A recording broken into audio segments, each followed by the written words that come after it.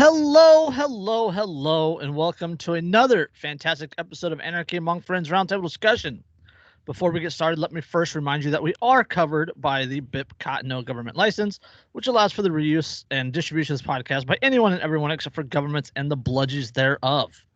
You can learn more about that at bipcot.org. That is bipcot.org.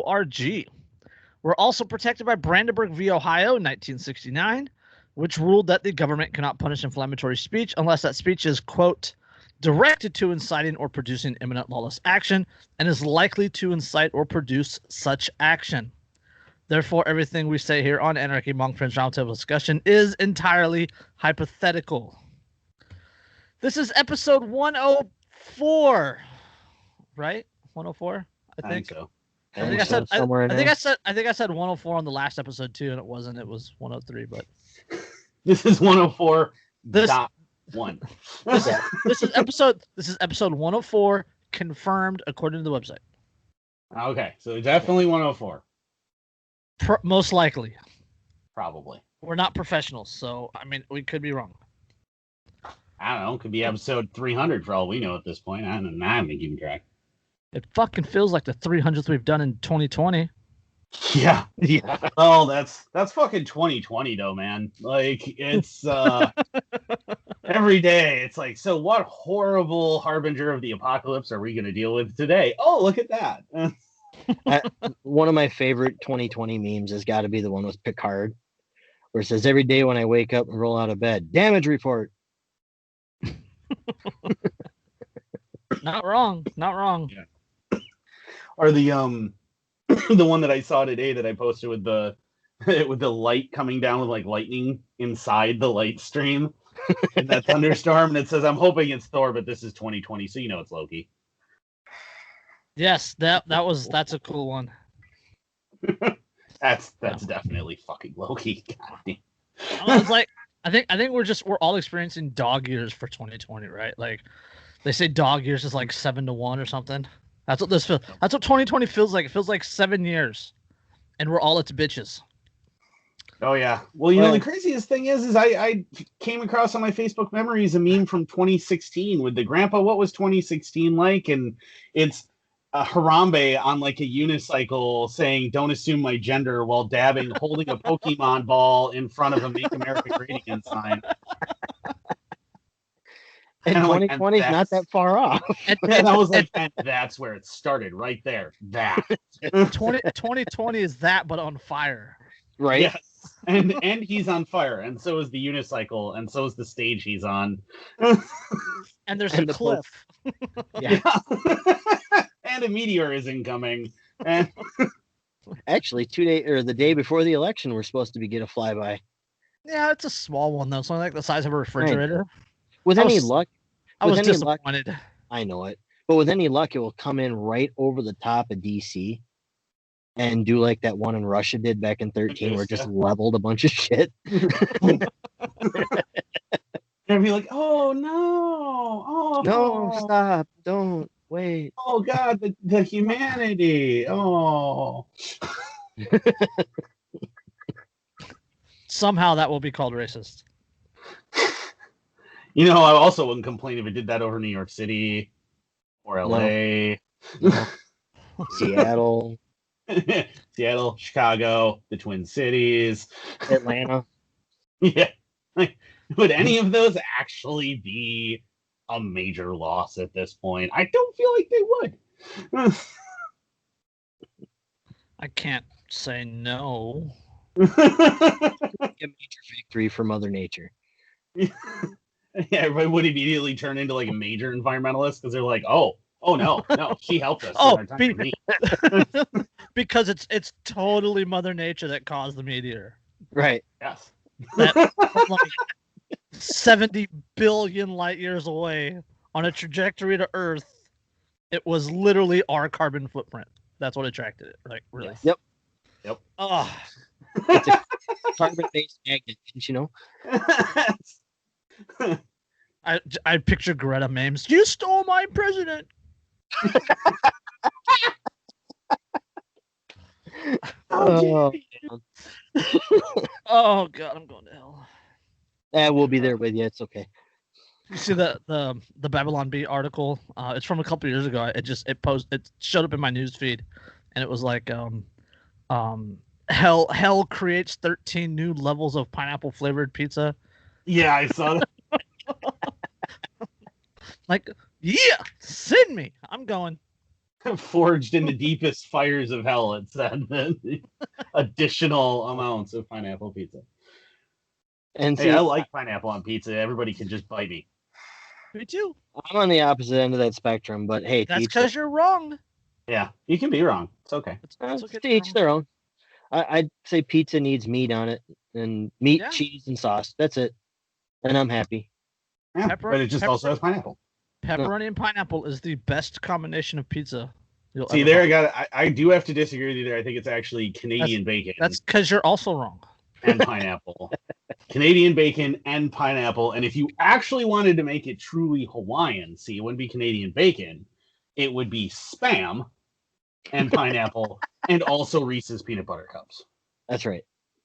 No, fire. That would be a truly Hawaiian pizza. And now that I've thought of it, I have to make it because I'm very curious. Just go to Pizza Doctors, man. They'll make it for you. They probably would too. No, you can't go to a place and order that pizza. You can't. You can't let that level of judgment fall upon you. Pizza. You've never heard of Pizza Doctors. There is no judgment at that place. They come up with some really weird shit. They actually have a like a buffet thing that they call exploratory surgery, where basically, as far as I can tell, they smoke a ton of pot and then walk into their freezer and just go, what would be good for a pizza? And then just assemble that. And there's just, so you can try, like, oh, did you want pepperoni, bacon, and Oreos? There you go, man. It's right there. There was one, I went for exploratory surgery one time, and they made one where the sauce was Oreo cream. Then they put actual cheese over the top of it. Oh, you're losing me here. I tried a piece just out of sheer morbid curiosity. It was Oreo cream on top of the crust with cheese over the top of it, and then they sprinkled crushed Oreos on top of that, and then added pepperoni. And it was like, I don't know what I'm feeling right now. What monster thought that was a good idea? I don't know. But I tried one just out of sheer morbid curiosity. And it was, if you got a bite that just had pepperoni and the Oreo cream and the cheese, it wasn't terrible. But I will say this, it was worse than eating Taco Bell in my bathroom later that night.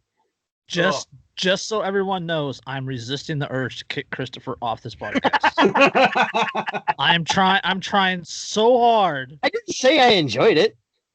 I just said it wasn't the worst thing I've ever eaten. I've had vegetarian MREs. That's setting the bar pretty freaking low. Like, it wasn't terrible. Like, that was decent. I didn't even say that. I said I've had worse. Boy, I've had military food. I mean, yeah. The vegetarian taco MRE. Ugh. Vegetarian omelet. Or vegetarian. Yeah. Thankfully, I haven't found one of those. I go to the military surplus place and I pick up MREs and stuff, but I haven't found one of those. Luckily, if I do, I have to buy it and try it, because of just for again morbid curiosity. I have to try it. Yeah, but save yourself, man. Don't do it. If you're gonna buy one and you're gonna try it, you buy it and then you let it sit until you're having like the worst bout of gastroenteritis you've ever had. At that point, that'll clear it out. Wait, take care of it. But other than that, no. And then you can offset that by eating the jalapeno cheese. I would not waste my jalapeno cheese. Oh, it's not wasting. I mean, you'll still enjoy it, and it will, cut off the effects of the vegetarian immediately, and for the next week and a half. All right. Speaking of leaving a bad taste in the mouth, Judge Napolitano explains if Pelosi could become acting president if election results are delayed past January 20th. Oh God! The worst part is he's right, and it's upsetting. The analysis I looked at, I was like, "Oh my God, No, that's constitutional. Oh God! The collapsitarian in me is fucking the biggest cheerleader of this. I don't want it to happen, but the collapsitarian in me is just be like President Pelosi memes. I could see, I mean, I would just spend the next several years creating Skeletor as president memes constantly, just endlessly. Like, I want this to happen, and I want her to become president, and for them to call her President Pelosi, and then to see her dragged out of the White House when she won't give it up. Just clawing. No. You can't stop me. All right, so but the decorator's coming next week. Could House Speaker Nancy Pelosi become president if there's no election result by January? Fox News senior analyst Judge Andrew Napolitano, who I am a fan of, told Varney and Co. on Thursday whether Pelosi will automatically assume the role of acting president if the 2020 election is delayed. Quote, "It might be right," Napolitano told host Stuart Varney. Quote, "President Trump term ends at precisely noon on January 20th, 2021. If the Electoral College had not yet named a successor, presumably either Donald Trump or Joe Biden, then whomever the Speaker of the House is would become the acting President of the United States." He explained, quote, "If the Democrats retain the majority in the House, and it appears likely that they will do, but if they do, they choose Ms. Pelosi, knowing at that point that they're choosing the President of the United States, then it would be she." That is... Yes. Democrats could choose somebody else, or the Republicans could have the majority if they flip the House in November, the judge said. Quote, "Stated simply," he added, "whoever is the sitting Speaker of the United..." Whoever's... Fucking ads popping up. Oh, okay. Now, brown cow. Oh, now. Okay. Quote, "Simply stated, whoever is the sitting Speaker of the United States would become president at noon on January 20th, 2021, if the Electoral College has failed to elect someone." And then Napolitano further explained that if the Electoral College is unable to choose a successor, the election would go to the House of Representatives, not for a majority vote, but a vote by state in which each state delegation would vote on their own, independent of the state's election results, and whomever has the majority of the 26 states will become president until January 20th, 2025. He also goes on to say that that has never happened. Goes on to say that has happened. That's how Thomas Jefferson was elected the first time around in 1800. So, wow. Again, the collapsitarian in me wants this to happen.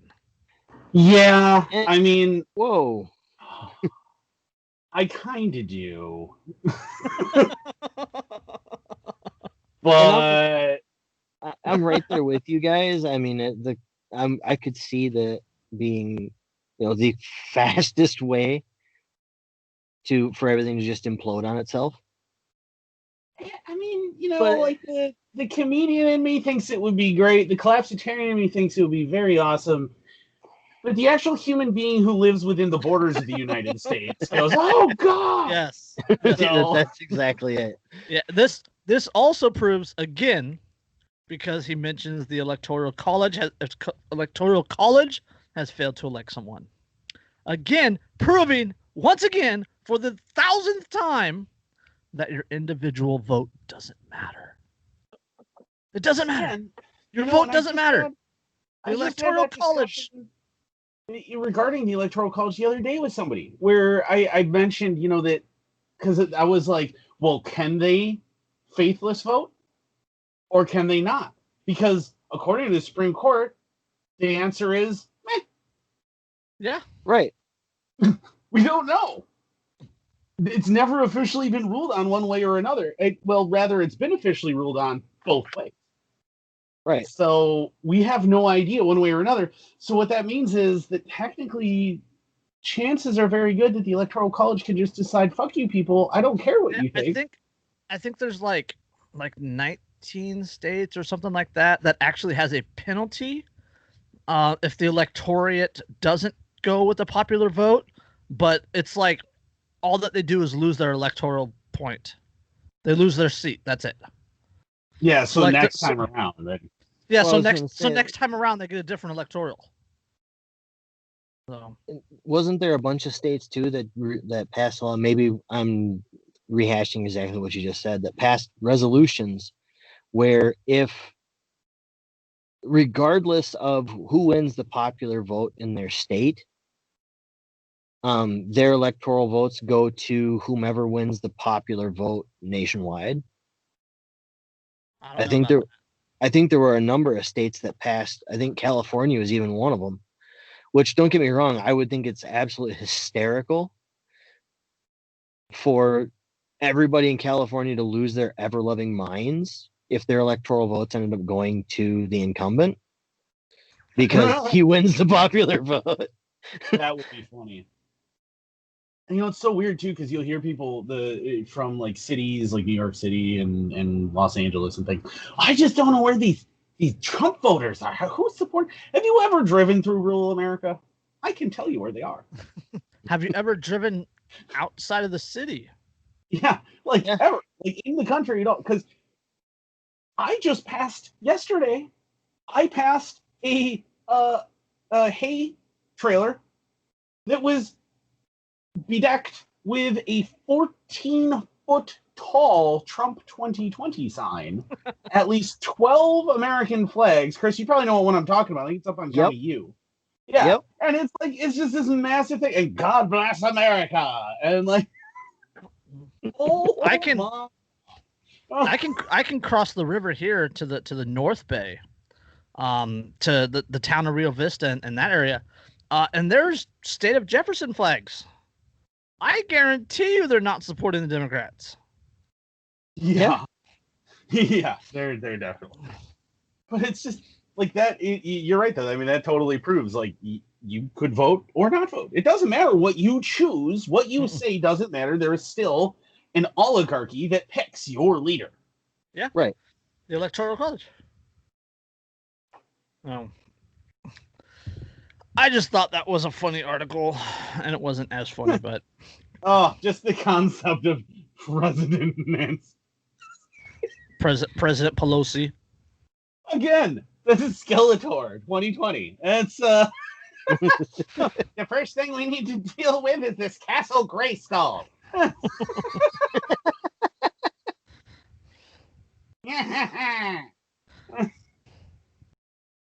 just want to see her yell at AOC.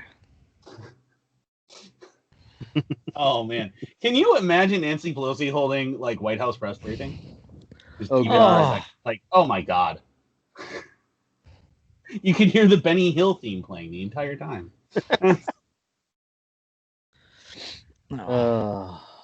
We just ditch Hail to the Chief. Every time she walks out. Fun fact about Hail to the Chief, actually, did you know it does not have words? No, I did not. It doesn't have lyrics. I was shocked to learn that. It, in fact, does not have lyrics. All right, I have no segues. Which way are we going to go? That's a good question. Well, I mean, we were talking about Pelosi. Isn't she from California? You want to go that one? Okay. Yeah, let's move on to that one. She's from California. Oh, this article.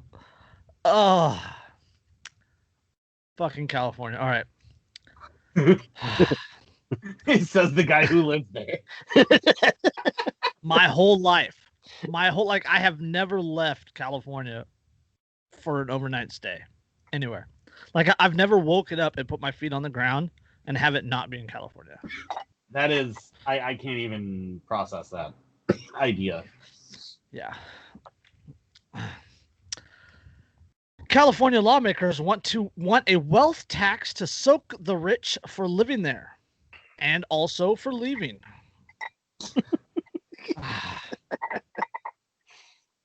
A pack of Democratic lawmakers in California are proposing a wealth tax for the state's richest citizens, forcing them to pay more, essentially just for owning a lot of stuff. They also, amazingly, want to tax fellow Californians who flee the state in response, attempting to make them continue paying tax on wealth that's not even in the state. The hubris. Just it gets better. Okay, assembly member. They're not called assemblymen anymore. They're called assembly members. Rob Bonta, Democrat out of Oakland, is blunt about his reasons for introducing the California wealth tax.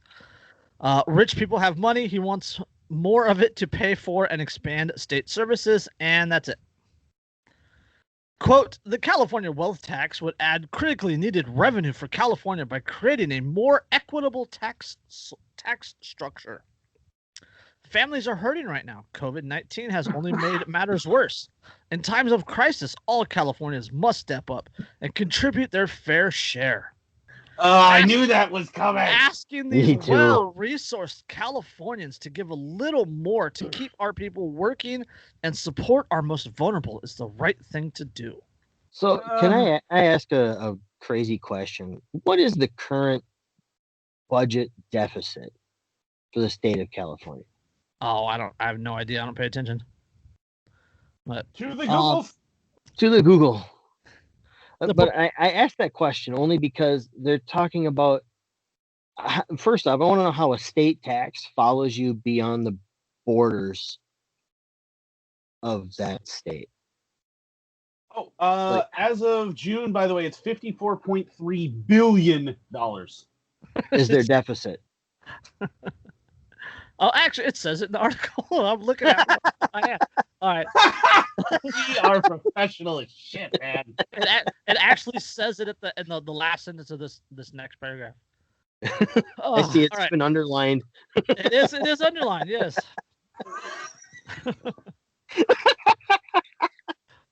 Most professional podcast ever. Oh, gee, maybe the information I'm looking for is underlined, highlighted, bold. All right. The proposed wealth tax would add a 0.4% tax on taxpayers' net worth for net worth that exceeds $30 million, which Bonita estimates will affect fewer than 31,000 Californians. For his proposed wealth tax, he estimates the state will raise $7.5 billion per year. The state currently faces a $54 billion budget deficit due in part to economic downturns from the coronavirus pandemic. I just want to point out real quick that 0.4% of a tax on $3 million. 30 million. Sorry, 30 million would in fact be 120 grand. Was that all? That's more than you and I make in a year combined, Andrew. Yeah, that is a shit ton of money. Just wait. This is when it gets good. All right. And to be clear, the tax goes beyond wealth and assets held in the state of California. Quote, all worldwide property of these wealthy Californians could be subject to this tax. If you park your money in real estate, farm assets, artwork, offshore funds, or a whole host of categories, they want a piece of it. Well, of course they do. It even lists pension funds as taxable to those who meet the threshold. Fuck you. Like, what? Are you kidding? Like, think about this. They're literally saying that they have a claim to all of your assets, even if those assets are purchased with money that never came into the United States. Mm-hmm. The asset never came into the United States, and any money made off of that asset never came into the United States. Yeah. They still claim, because your ass is sitting in California, that they get a piece of it. How is this not the fucking mob? Right? Hold on. It gets better. That's what scares me. For rich Californians thinking of leaving rather than paying the state for the privilege of owning things, lawmakers are also attempting to tax the wealthy who vote with their feet. The bill contains a special formula to apply to anybody who has lived in the state within the last 10 years. What? Through the tax burden will slowly drop over time for each year they don't live in California. It's pretty much a certainty that former Californians subjected to this wealth tax would challenge the legality of this plan. In other news, California has altered its state theme song to possibly the Godfather theme. I mean, are you kidding me? Sorry, I had a different song in mind when you said they changed their theme song. No. I'm talking about the Godfather theme. I went straight for the Soviet freaking national anthem. There are assets, comrade. All right. Despite Bonta's attempt to present the state's wealthiest as needed to contribute to their fair share, the reality is that California is exceedingly, perhaps even overly, dependent on the wealthiest for tax revenue. According to the state legislative's analyst office, people earning more than $1 million per year were responsible for almost 40% of the state's personal income tax revenue in 2015, though the same people account for only 19% of adjusted gross income in the state. So they're just extorting the business owners, the people who actually employ contribute people to the economy. Yeah, let's just extort them to such a massive level that they want to leave, and then when they do, we're going to demand you pay a toll. Mm-hmm. Literally an existence toll.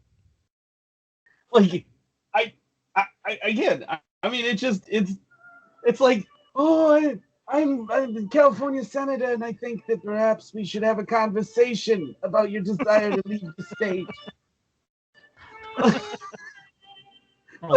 Wake up with a condor head in your bed. Exactly.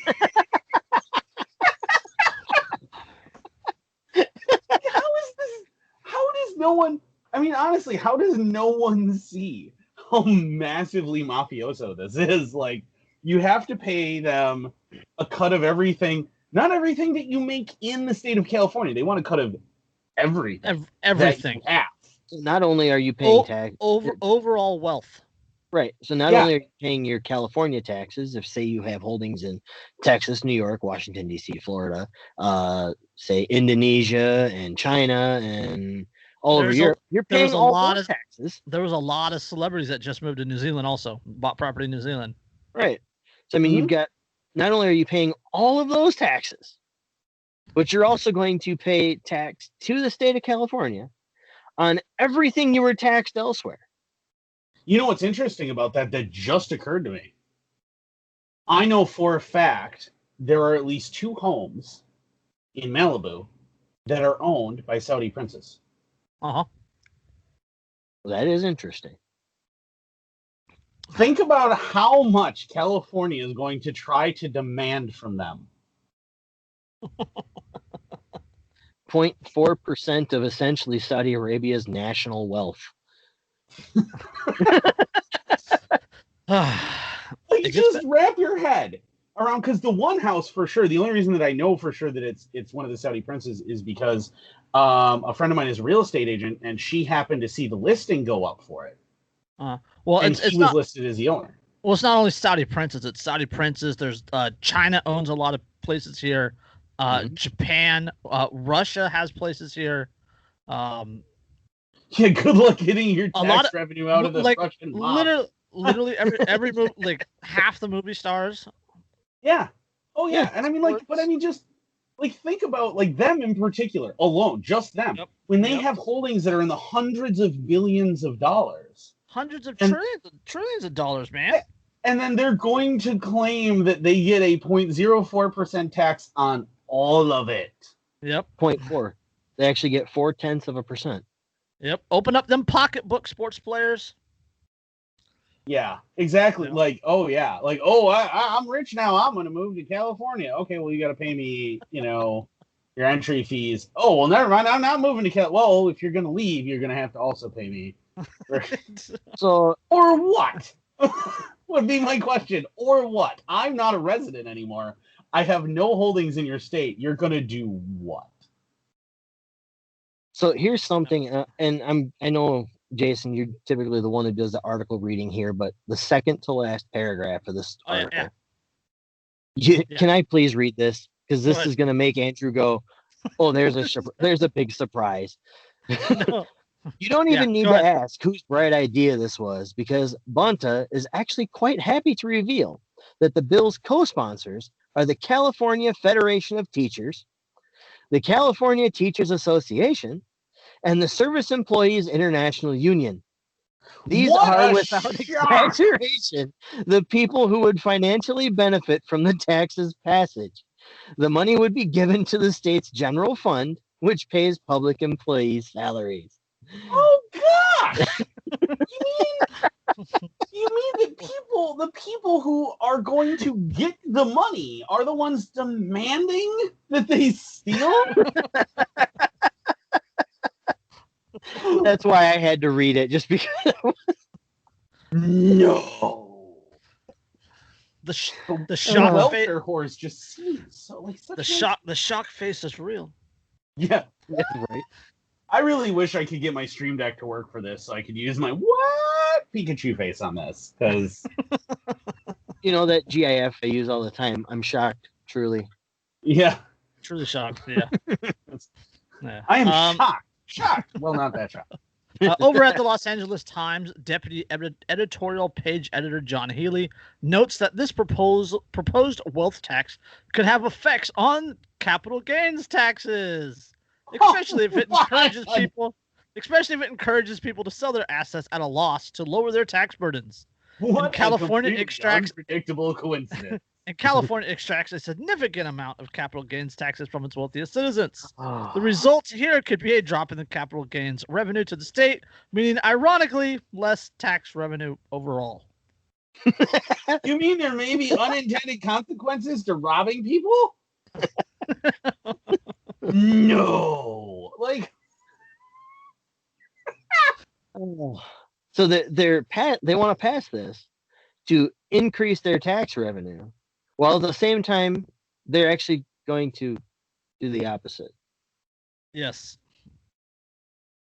And not forget that if you vote with your wallet or you vote with your feet and leave, right, they would tax you, but then it's a gradual decrease over 10 years.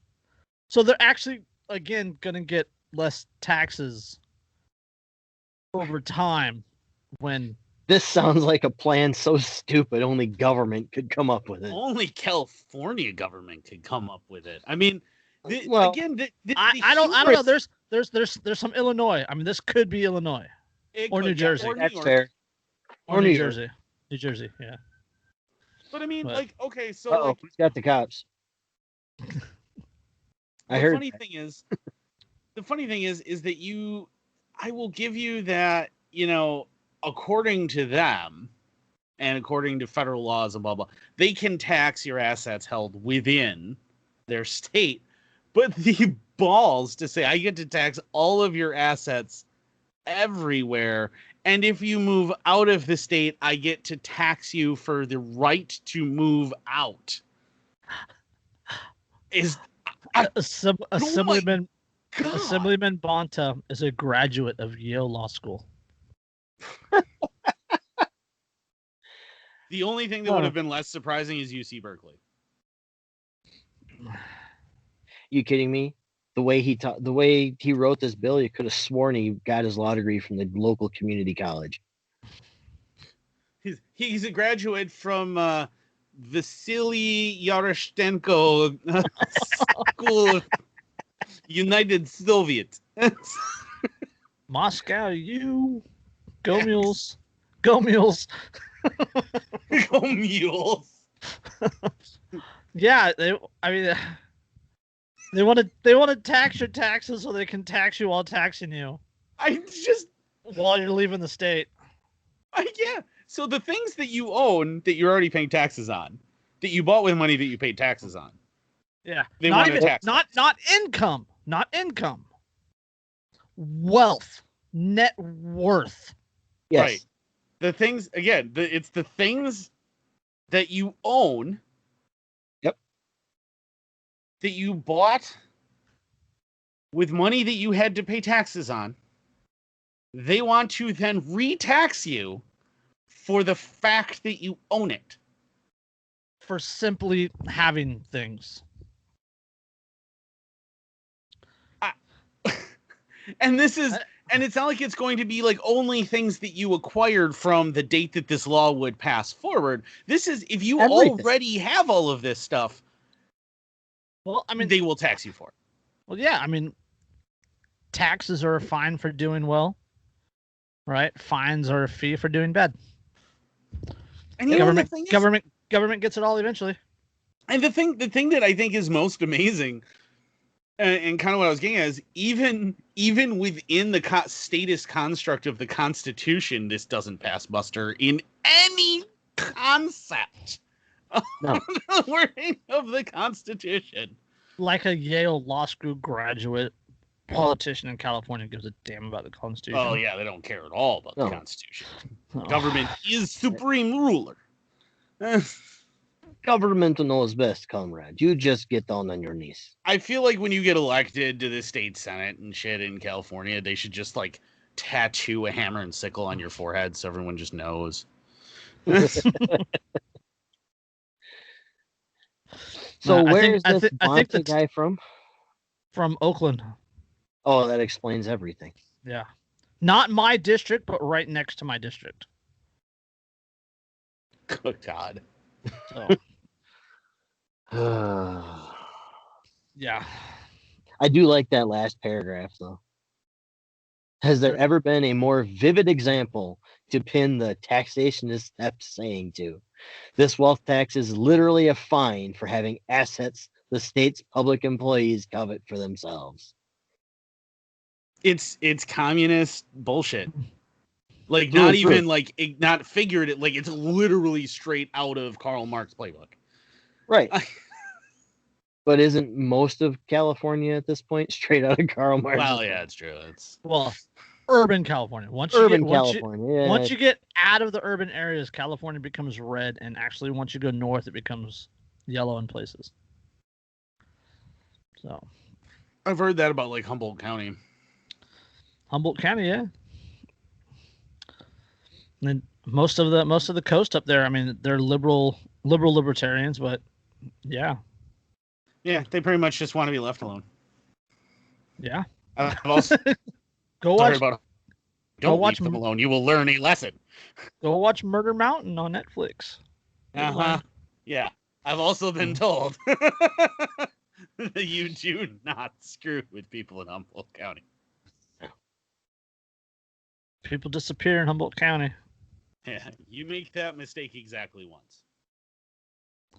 So, all right, let's get on to something a little more serious. Ooh, that's a good one. Okay. Minneapolis police officer Thomas Lane didn't check George Floyd's counterfeit $20 note. So it might not have even actually been counterfeit.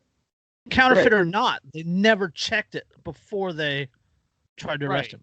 But that's what I'm saying. Is like they didn't even look, so it could have been a legit 20, and they totally murdered a dude who was just trying to buy shit. I've had like younger store employees, younger clerks. I've had them look at $20 bills funny because they were older $20 bills.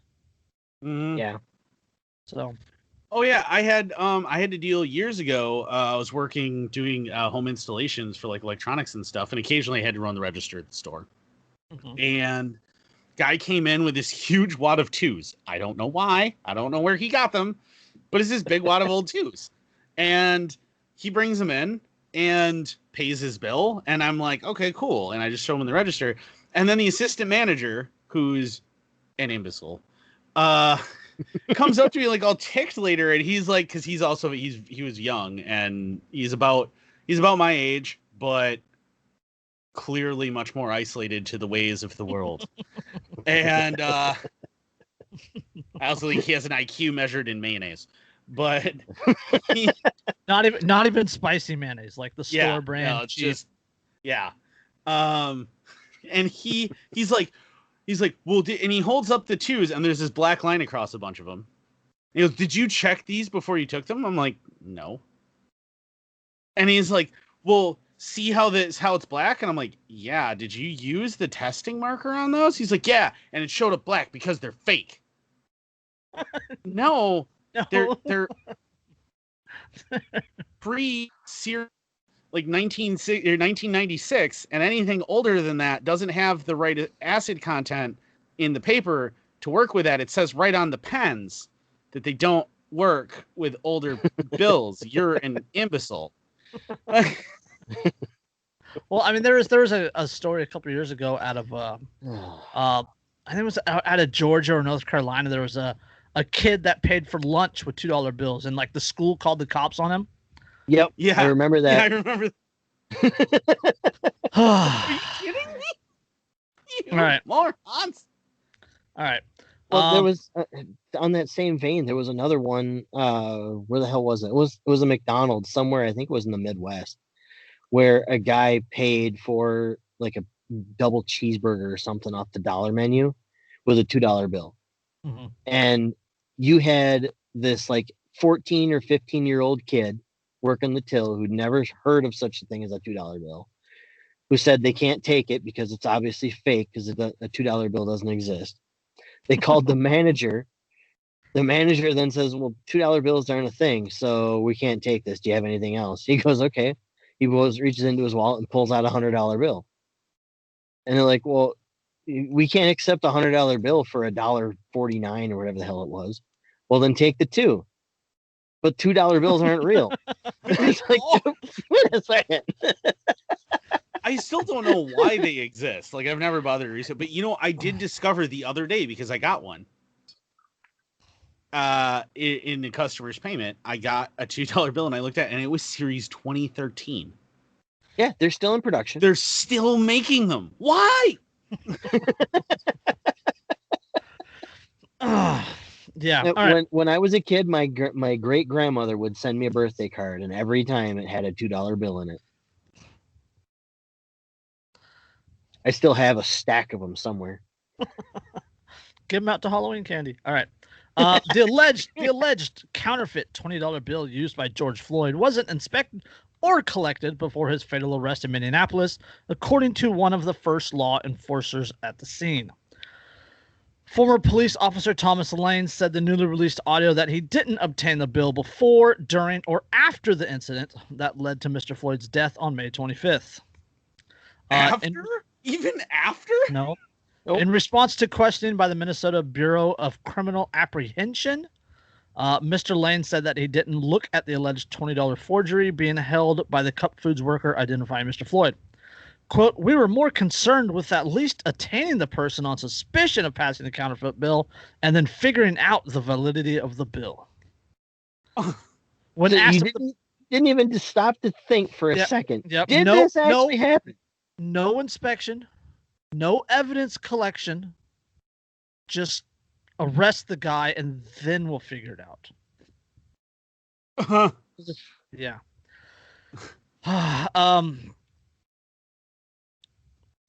We were more concerned with at least attaining the person on suspicion of passing the counterfeit bill and then figuring out the validity of the bill.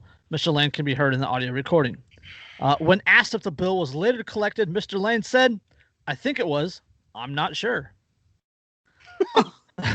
There might be a chain of custody for evidence. I just don't care because, we just figure here at the Minneapolis Police Department, we just kill them first, and then we worry about whether or not we should have. Mr. Lane's attorney has submitted a previous court filing's photos showing crumpled $20 and $1 bills on the inside of Mr. Floyd's car. Were those counterfeit? The 90-minute recording released this week was filed by prosecutors in support of their motion to try all 4 officers charged over Mr. Floyd's death at one trial. A transcript of the interview was previously released on July 7th. And then it goes on to blah, blah, blah, blah, blah, talking about his arrest and viewing him and all that good stuff. So the prosecutors are using that as clearly this was in no way about actual police work. Yeah. Which I think clearly that's it the wasn't. case there. Yeah. So yeah, no actual police work took place before they tried to arrest the person. So it was guilty until proven innocent. Gee, Yep. that sounds really familiar to another thing that involves riots that happened recently, where absolutely no police work was done before an arrest. I think we're charging. covering that a little bit later. But I'm just pointing out, like, gosh, that sounds awful familiar. Gee, it's almost like that whole innocent till proven guilty thing no longer exists in the United States. And hasn't for quite Well, some. there's that one guy that said that one thing about take the guns, due process later. Yeah, take the Right, guns it's- first, it's- due process second. I don't remember who said that. I think he also said something about he doesn't like suppressors Or bump stocks. or bump stocks. Yeah. I don't remember who that was exactly, but he's this guy that useful idiots keep trying to pretend is somehow pro freedom, I think. And I think he likes to masquerade around as a Chester the Cheetah. Yeah. Something like that. Either way, it's yeah. I mean, his name will come to us later. Yeah. No actual police work took place before they tried to arrest him. So what that's telling me is that in Minneapolis, you can just accuse someone of a crime, the cops will show up, murder him, and then just go meh and leave. Yeah, Pretty my much. bad. Yeah. And we're not even getting into the whole thing of the irony of a fake U.S. dollar. Fake. Yeah. But it's worth. That was my favorite part is when somebody told me, but a counterfeit bill is worthless.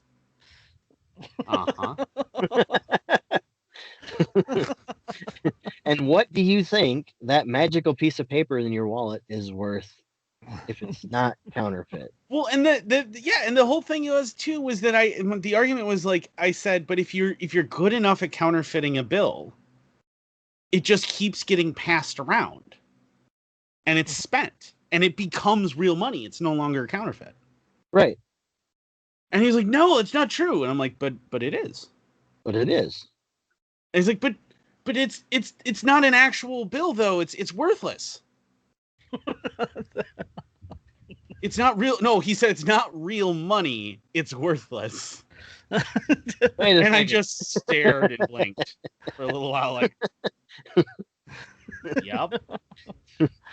We're starting to get there. All right. I had that conversation not long ago with someone on Twitter. They messaged me asking about a post, and we went back and forth on it.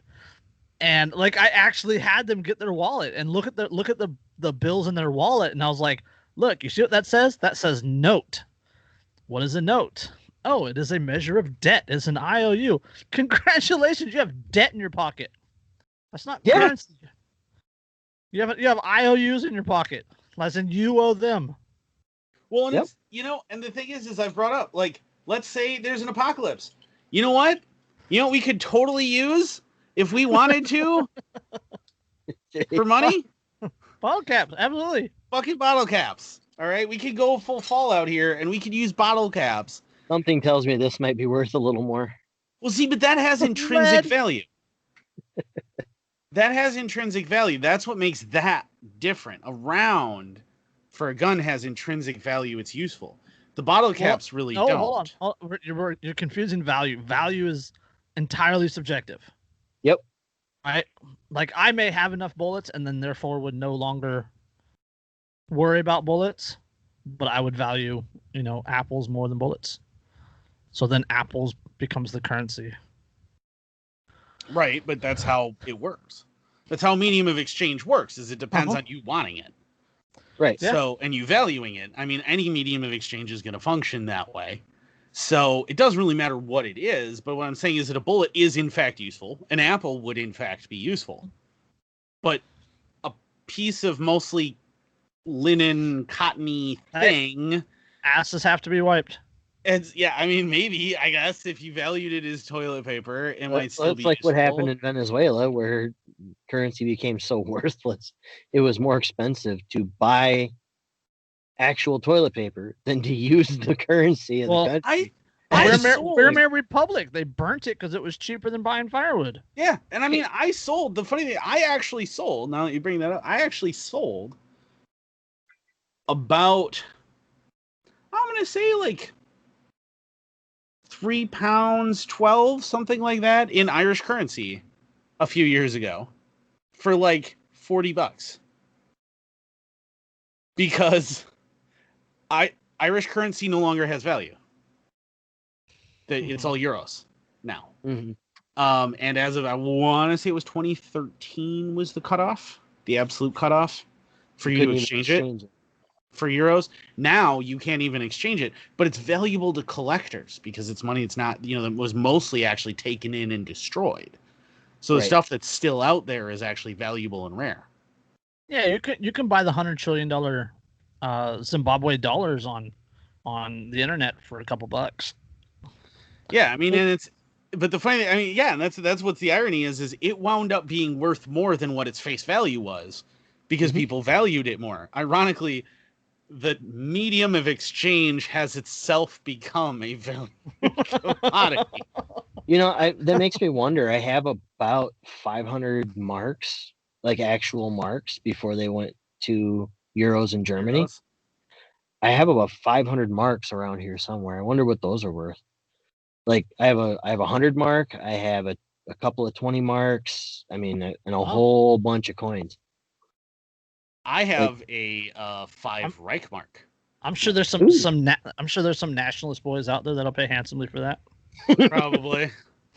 Yeah, I have a 5 Reichmark note floating around. I also have a bunch of original Confederate printed notes from both the actual Confederacy and from banks within the Confederacy. And I have notes from the Civil War from the North from banks that they printed, all of which are actually incredibly valuable, but not at their face value anymore. But that's where it's this magic trick. It's all this, the Federal Reserve notes are this big magic trick. Because if the federal government collapsed tomorrow, imploded on itself, and the United States ceased to exist, if you had $3 billion US, you now have nothing. Yep. Unless people still believed in it. Right. Unless people go, well, I don't care that the government, I still hold that to be a valuable medium of exchange. Yeah. Which is why people gold and silver and because it's still going to be useful. It's still going to be something that people will accept as a thing that represents value and normalcy bias in that regard. Yeah. Yeah, and so I mean, I could see like not long because I mean, you did see that in the former Yugoslavia. I don't remember the name of their currency, but in the former Yugoslavia, the money that Yugoslavia had made was still valued for a couple of years and used as a medium of exchange. It still held value even after the government ceased to exist. Oh. Yep. Which is bizarre. It's still like trying to wrap my head around the idea that everyone was still like had faith in that. And it's like the government that backs that up no longer exists. I don't understand what like. Well, the idea of alternate mediums of exchange has been bludgeoned out of people through their government indoctrination systems in their respective countries for so long that the idea of straight barter or anything else as a medium of exchange is so foreign to people. I was talking to somebody here in town the other day, face-to-face conversation, and I asked them, what is your plan with everything going on? What is your plan if shit goes sideways tomorrow? And they're like, I don't know. So, well, you might want to start thinking about it. So you either should have something valuable, like something that's objectively valuable, like precious metals, or have some kind of a service that you can render to exchange for things that you need. Otherwise, you're screwed. Yep. I hope to become a post SHTF prostitute. But speaking of prostitutes, they are nice segue. Segway. Oh, you jumped ahead. I was trying to find the Rick and Morty quote where he in season 3 where he changes the value of the galactic dollar from 1 to 0. And it implodes that empire because now their money's worthless because he changed a 1 to a 0. So, all right, we need a nice cool down article before we get to the next one, because the next one will be heated. It'll be laughs and heated, but all right. This is out of England, and we're only covering it because prostitutes, and that's kind of our gig. We couldn't find an article on strippers. We couldn't find an article on strippers. Okay. Yeah, we try to have at least one. Everybody's got to have the one. The sex industry has suffered job losses like every other industry as a result of COVID-19, but it specifically has led to some of the most vulnerable women in society losing their incomes overnight.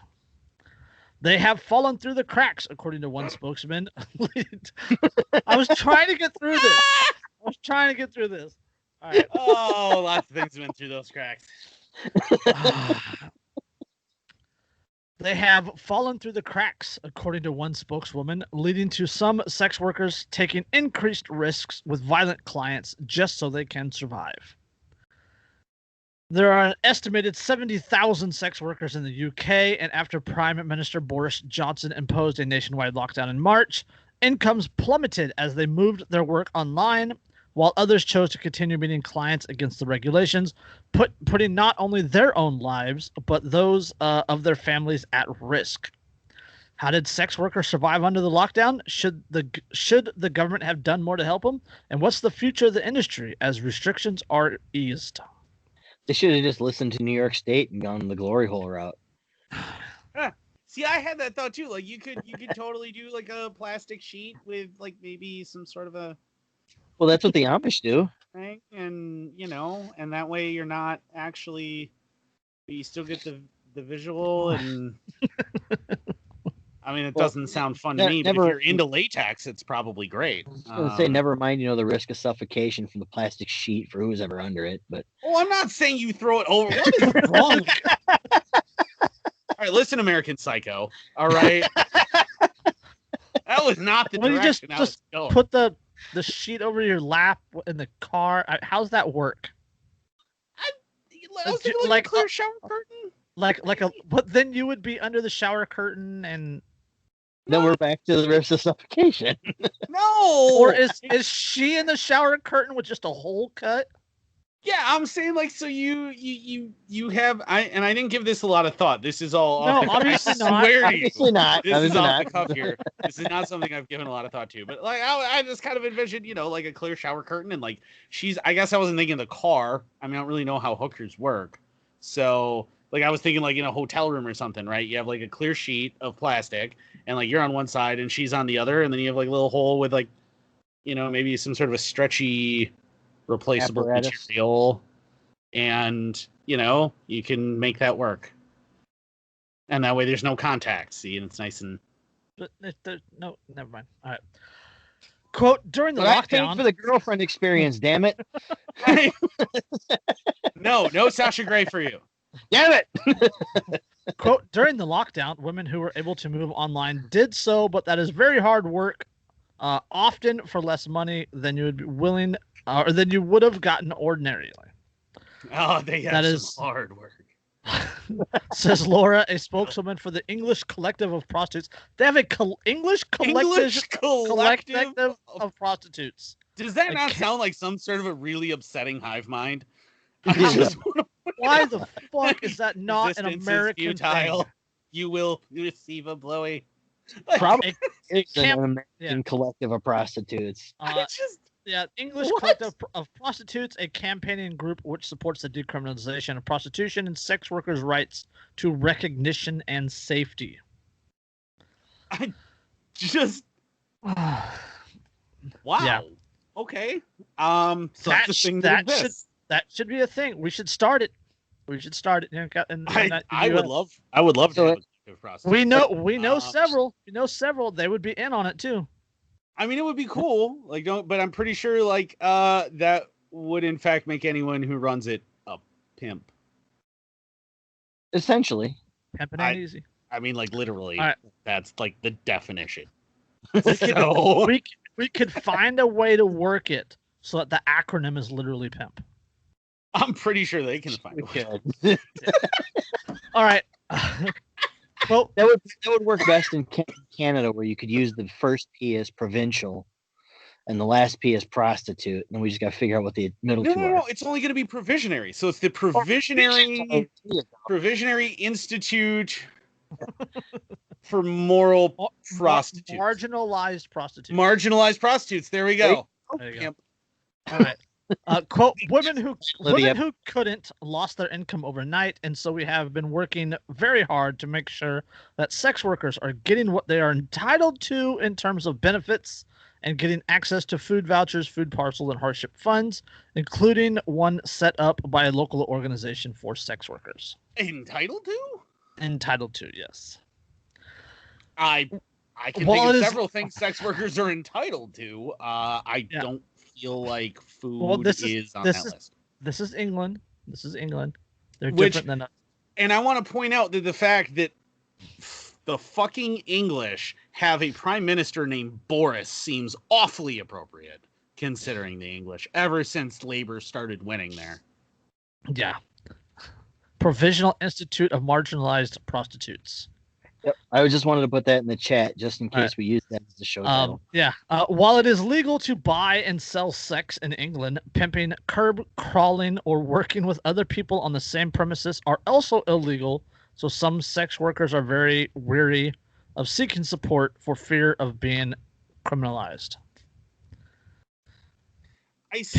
Pimping, curb crawling, or working with other people on the same premises.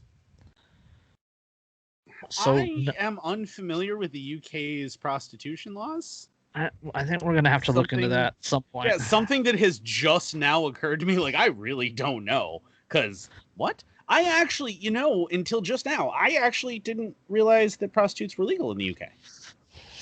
I did not either.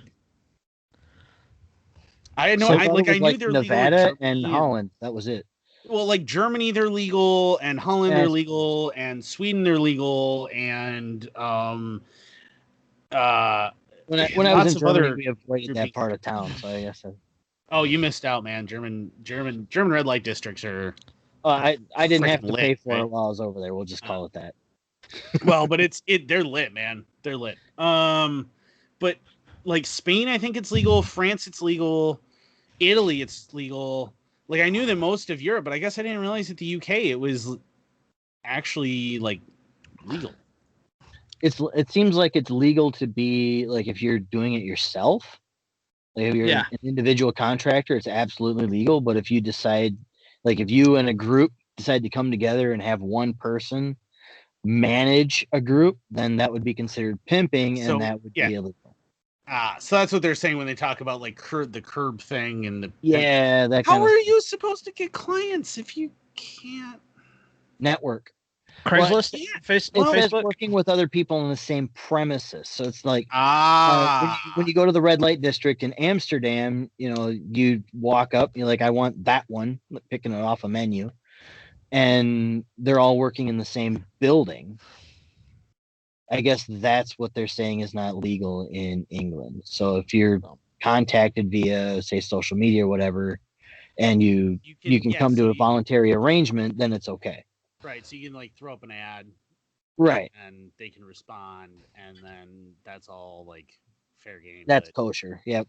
Which is stupid because pimps arguably super freakonomics, they actually make the point that a pimp actually offers a greater economic benefit to a prostitute than a real estate agent does to a person selling a home, because they not only offer promotional services and ensure payment, but they also provide security, and they do those more efficiently than real estate agents help people that are buying or selling houses. Which is one of the things I love about Freakonomics. Anybody who hasn't read Freakonomics, Super Freakonomics 2, you really got to read them because it makes economics sexy, right? So, But making that economic sexy again. You said economic sexy. I just picture Jeffrey Tucker and his bow. I'm in a weird Man, place. like I almost said, oh yeah, I love Jeffrey Tucker, and then in this context, I'm like, I'm not saying that's gonna be misinterpreted, and that isn't really what I meant. Just like AOC going, that's a mighty nice bow tie, Jeffrey. I do admire the man's style. I'll say that his style is impeccable. Mm-hmm. I've been a big fan of Jeffrey Tucker. And he likes McDonald's, which is weird. Yeah, that one throws me for a loop a little bit and stuff, but you know, I like the, you know, I tend to like Jeffrey Tucker. I think he's pretty cool dude and whatever, but no, it's just it's so what they're saying is that simultaneously, not only is prostitution only legal if you do it unto yourself, you're not allowed to actually form a collective that helps offer mutual protection and things, but right now, should you engage in your profession, you will go to jail. Yes. So I also would like to point out, so not only are you not allowed to engage in a collective of prostitutes, but the person that they quoted in this is Laura, a spokeswoman at the English Collective of Prostitutes. See, you can form a political association, but if it's a business association, this is magically more scary. And so now, like, it just really, like, it just boggles my mind. All right, government. Does it blow your mind? Just yes, they're several things. They're lobbying for Bobby Dean. All right. All right, top of the hour. Let's end the word. We're getting the vote out. Spread the legs and the word. Yeah. Did you? No, the word of the day is let's go spread the word. That was literally what I said. Spread your legs, end the word, get the vote out is probably one of their catchphrases. Vote for vagina. Vote.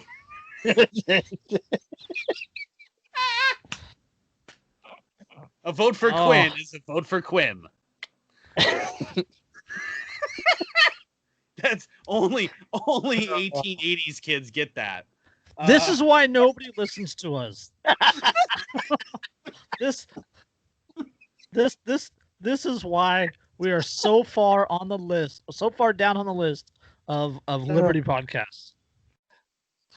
I don't know, man. We've actually, like, I've mentioned us a few times when people ask, and they're like super excited about it and like have thrown us on lists. We're definitely on lists. We're not afraid. We're not afraid to go for the low blow. Yeah, that's and neither is the British. We're the collective of prostitutes. we're the feet picks of Liberty podcasts. Yes. No. Oh, we're so much worse than that. We're like the like freaking the lewd cosplay feet picks. If this episode gets 500 views, next episode Christopher will show up in a furry costume. No. Dude, I will wear a Sailor Moon costume if this gets 500 views. You got Tony. Don't you have a Lilo or a Stitch one, right? Something like that. Or no, Invader Zim. I have Gur, from Invader Zim. I was gonna say, Andrew, if you're gonna show up in Sailor Moon, you could probably talk to our buddy down that's not too far from me. He might have one you could borrow. That freaking weeb. God. All right, let's move on. We're just beating the dead horse. Well, I'm sure beating which is not a kink of ours. Thing is certainly. Never mind. I'm not going to go there.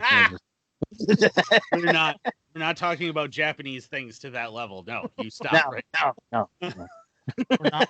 We're not letting the octopus out of the bottle. Yeah, that is a road that is a road we are not going down. All right, let's jump. Nightmares. Let's jump on this article because it's relevant, unlike everything else we cover. All right, shooting in Kenosha, just the beginning of a civil war in America, says prediction expert. Expert. This is an article This takes written a by whole lot of expertise Yeah. on the matter. This is written by Megan Fox at PJ Media. So Really? Megan yeah. Fox? That's what it says, Megan Fox, PJ Media. Wow. So Okay. Okay, anyone could have seen this coming. The question that should be asked after an armed man shot 2 rioters on the streets of Kenosha is, what did you expect? Here's the scenario. Mobs of criminals are torching and looting private businesses of Americans all over the country, and local law enforcement won't stop them. Not only will they not stop them, but anyone who is arrested is released immediately to do it all over again the next night. Did you expect this could go on without more violence? How do you think it would end? Where was this going? Social change to utopia. Cities are burning. New York City is now a place no retailer will go. How much more of this do you think people would take? First off, that's a lot to unload in the first paragraph, but not only all of the country, local law enforcement won't stop them. Supreme Court has ruled several times that police have no obligation or duty to protect you or your businesses or your property or any of that shit. Exactly. If you really want me to, I'll go down the list of case law, but I really don't want to. Oh, well, Yes. we got Warren versus District of Columbia. DeShaney v. Winnebago.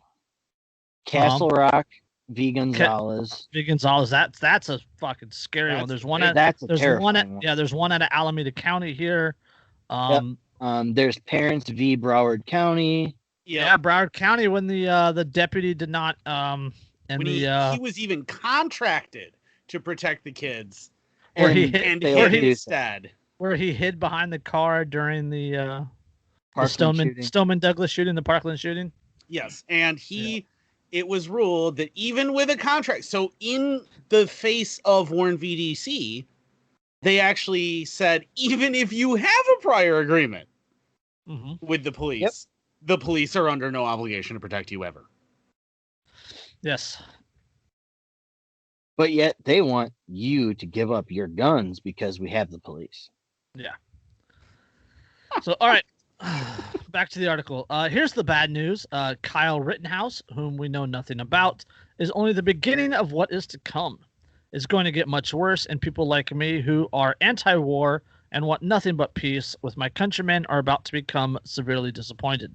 I do want to point out, we talked about this, Andrew and I. There was recently, I think it was last night, a threeper got it from an Antifa thug up in Portland. He was straight up executed, actually. Yeah, straight up executed. That's an execution. Absolutely. Well, it's not the first time. There's hundreds, or I don't know about hundreds. That's an exaggeration, but there's more than a dozen videos of people being singled out and beaten, knocked unconscious. What's it, the trucker from LA? The Reginald Denny, is that what we're talking about? Yeah, Reginald Denny. Like, he's singled out and attacked, and that was 1992. Yeah.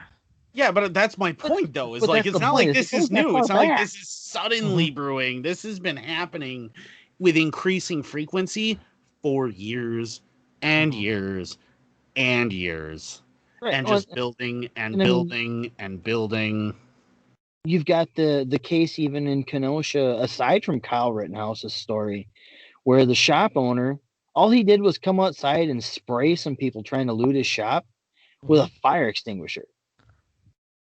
That's not going to hurt anybody.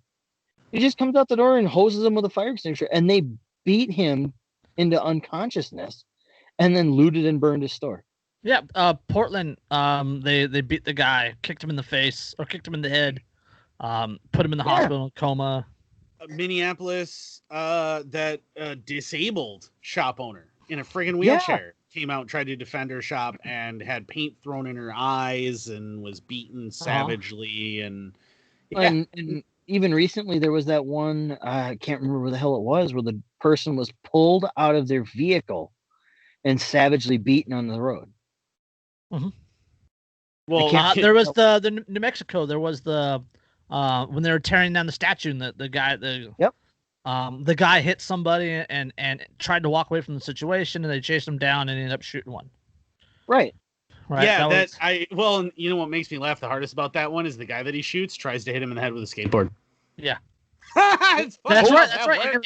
And he ducked or rolled or something like that, Yeah. and came up and popped him. And then popped him and killed him. And the best part about that is as soon as I saw the Kyle Rittenhouse thing, I went, hey, look, apparently attacking people with skateboards when they're armed with guns historically just doesn't work. We had to try it again just to be certain. I'm an ex-skateboarder. I rode skateboards in high school. I've seen people knocked out cold with skateboards. I mean, they are absolutely deadly weapons. They're absolutely deadly weapons. Without a doubt. So on that same vein with the skateboarder in the Kyle Rittenhouse thing, did you actually read the ME report on him? No. Yeah, he's not even the guy who actually killed Mr. Pedo that he popped in the head. No, that shot came from behind. But I'm talking about the skateboarder himself. Oh. One round went up through his lower abdomen, pierced his aorta, his vena cava, his heart, and his lung. That is one hell of a shot. One shot. That's a lucky. That's a lucky shot. No wonder why he took 2 steps and just went plop. Yeah, and the other guy, the guy that grabbed the barrel, I mean, he had a freaking Glock pistol in hand. That is a round guided by the Lord. That is. Anyway, all right. And I just want to give mad props to Mr. Rittenhouse because that pink mist was a thing of beauty. It was luck. It was so off center. It was a panic fire. Well, and when he was absolutely, but just to hear that guy screaming medic and call the cops. I love that the cops. Him as Peter Griffin. Grabbing his going, because that's what he was doing. Medic. All right. Medic. I didn't really want to talk about Kyle though. Yeah. No, I didn't either. Yeah. Any speculation on Rittenhouse's motives is total stupidity in the fog of war when facts are indecipherable from lies. Don't attempt it. Let us look at the general climate in which the tragedy occurred. And I use the word tragedy somewhat reluctantly because all involved in this, especially the government officials who let it happen, deserve what they got. Yeah. That's literally the main paragraph of this I cannot disagree with. I mean, that's fuck, we're talking about Kyle. We're going there. All right. I didn't want to talk about him, but this article kind of forces the hand. All right. The people that he and Andrew and I talked about this, I think through Telegram. The people that he engaged, the people that engaged him, they weren't peaceful protesters. They weren't at the line. They weren't yelling at the cops. They were there for a reason. Kyle was also there for a reason. It was mutual combat. Well, not only that, but remember that Kyle was asked to be there. The fact, and that's one of the things that irritates the living shit out of me right now is I'm seeing so many people go, oh, he just decided he was going to be. No, he was asked by a business owner who owned that business. Yes. It was actually come help defend. A former. It was the guy that one of the guys he was standing with was actually an acquaintance or a friend of his. And the weapon that he was carrying never crossed state lines. Yep. That is a Wisconsin-built, Wisconsin-sold, Wisconsin-owned, Wisconsin-used rifle. Yes. And so that whole argument that they tried to make about, he took the weapon and crossed state lines and... people arguing for open borders. Complaining about him crossing the border. Right, yeah. What? I want to point out that those people out there that watch CNN, where they put Kenosha on the map, that's Two Rivers. That's Two Rivers and Manitowoc, not Kenosha. It's 120 miles further north than Kenosha is. Correct.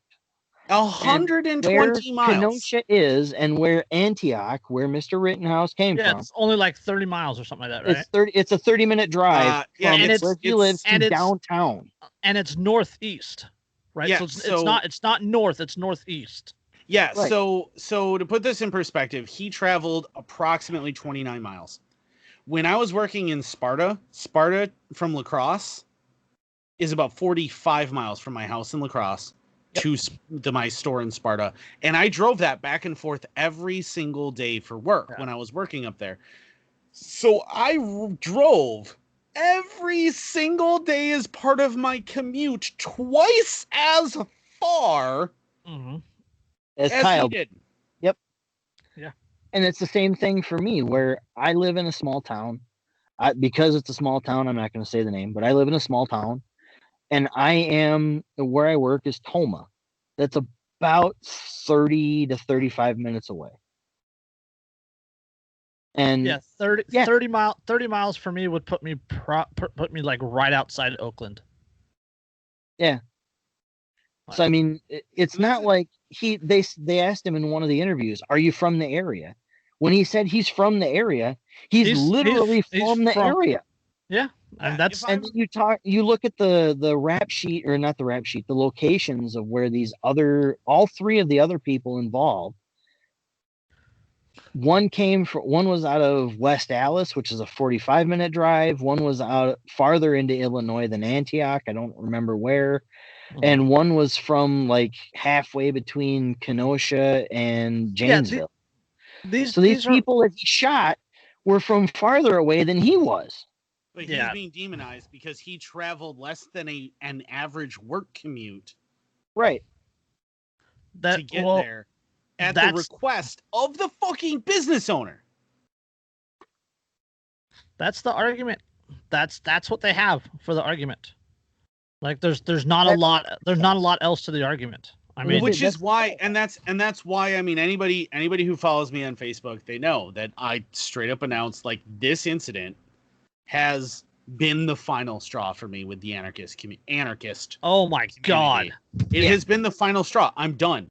I'm done with these idiots who are statist when it's convenient for them. I'm done with the ones who magically now borders matter, magically now laws matter, all of a sudden now, and all of the sudden, and who will sacrifice their principles of property rights. Hold on. Self-defense. They never had the principles in the first place. Well, no, right. They had beliefs of convenience. Yeah, they're purported principles. They're ostensible principles by them declaring themselves an anarchist. They'll sacrifice every one of those because, but he was a bootlicker. Well, you know what? You know what's funny is I'm the guy who has said shiny badges don't grant you extra rights, but they also don't deny them. Yeah. Yes. You are still a human being, and regardless of your job, you have certain rights no matter what. Right? I have seen cops politics, politics, profession, sex, ethical or ethnic backgrounds, religions, whatever. Those things don't remove your natural rights. Exactly. And they're pretending that it does. They hate cops more than they love liberty. Yep. And I'm done with it. And you know, the most liberating thing that I have done in ages is just start every single person who tries to condemn him just going unfriend, just immediately. I don't say anything. I don't retort. Nada. Nope. Just unfriend. And I've actually been really lucky that way. Voluntary association is a beautiful thing. It is. God, and like I said, I've been really lucky that way, and where I haven't had really anybody show up on my newsfeed on social media that condemns Kyle at all. But I've had so many people show up and say that 7 rounds to the back was absolutely justified because he had a knife on. You don't shoot people 7 times in the back if you're trying to arrest them. Right. That's exactly it. It's like, okay, so you want to bring this guy in for his warrants. Okay, great.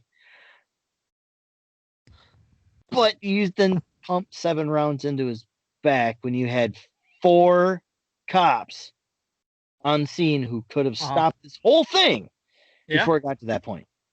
Yeah. I agree. I mean, oh, but he was tased twice. Blah. I don't care. I've been tased.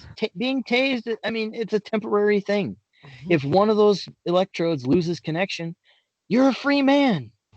Yeah. I mean, it's not that complicated. And if only one of the barbs hits and the other one doesn't, guess what? You're not going to be affected by the taser. There are other options like overwhelming force, where you linebacker tackle the guy to the ground. I mean, you had 4 people and you couldn't subdue one person. To be fair, if that happened, well, then you got the other side people going, "Oh my God, unnecessary, blah blah blah blah blah, abuse." I know, but at the same time, I mean, once everything came out, and people were like, Yeah. Well, you know, he had a weapon. Well, okay, he had a knife. That doesn't mean 7 rounds to the back. Yeah. See, and then that was my thing with. I'm constantly dealing. I for a while there, before I started just unfriending people like mad, which again is freaking lovely. I'm just gonna keep doing it. I'm just doing it. Before I did that, I was constantly, I would argue with people, and it was either if I said, well, but Kyle Rittenhouse defended himself. That is what it was. It was self-defense. He defended himself. Yep. Their response was, well, but what about Blake? Well, he was murdered. Yeah. Well, actually, and their he response lived. was, well, okay, sorry, not he was murdered, but they He was attempted assaulted. to murder him. Yeah, they attempted. Yeah. Mm-hmm. Yep. They attempted to murder him.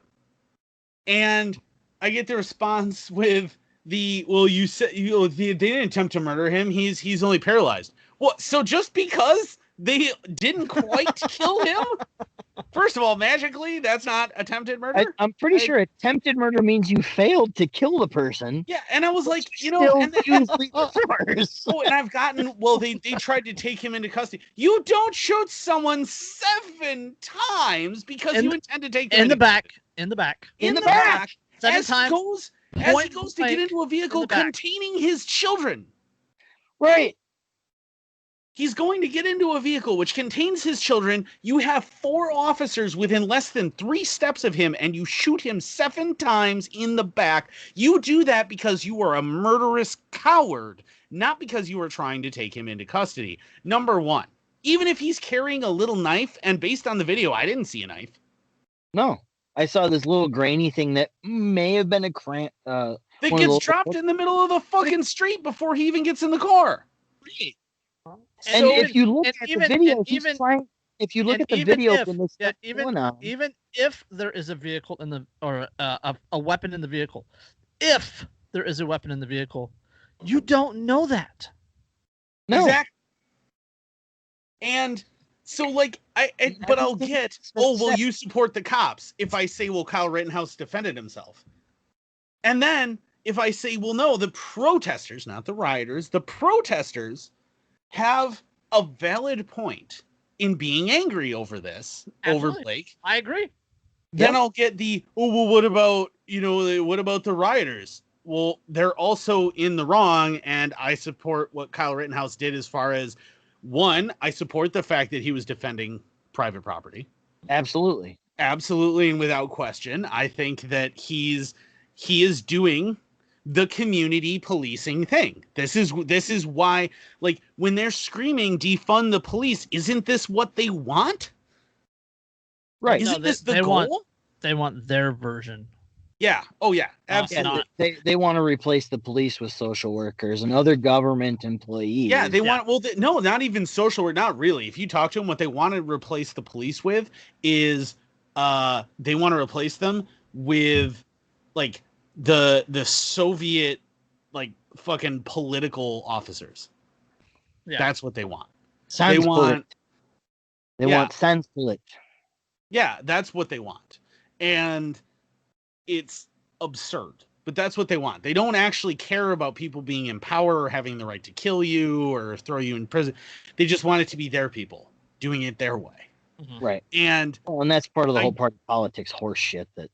Well, yeah, and I dealt with both sides where, like, if I support somehow magically, if I say, well, but self-defense is self-defense, well, then I must not support Blake, which is retarded.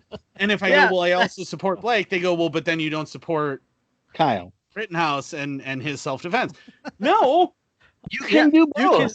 You can support a person's right to defend themselves and believe the police are murderers at the same time. both Exactly. at the same time. Oh my God! But Non any statist out there, beliefs. Oh my God! any statist out there is going to say it's A or B. You cannot possibly believe both.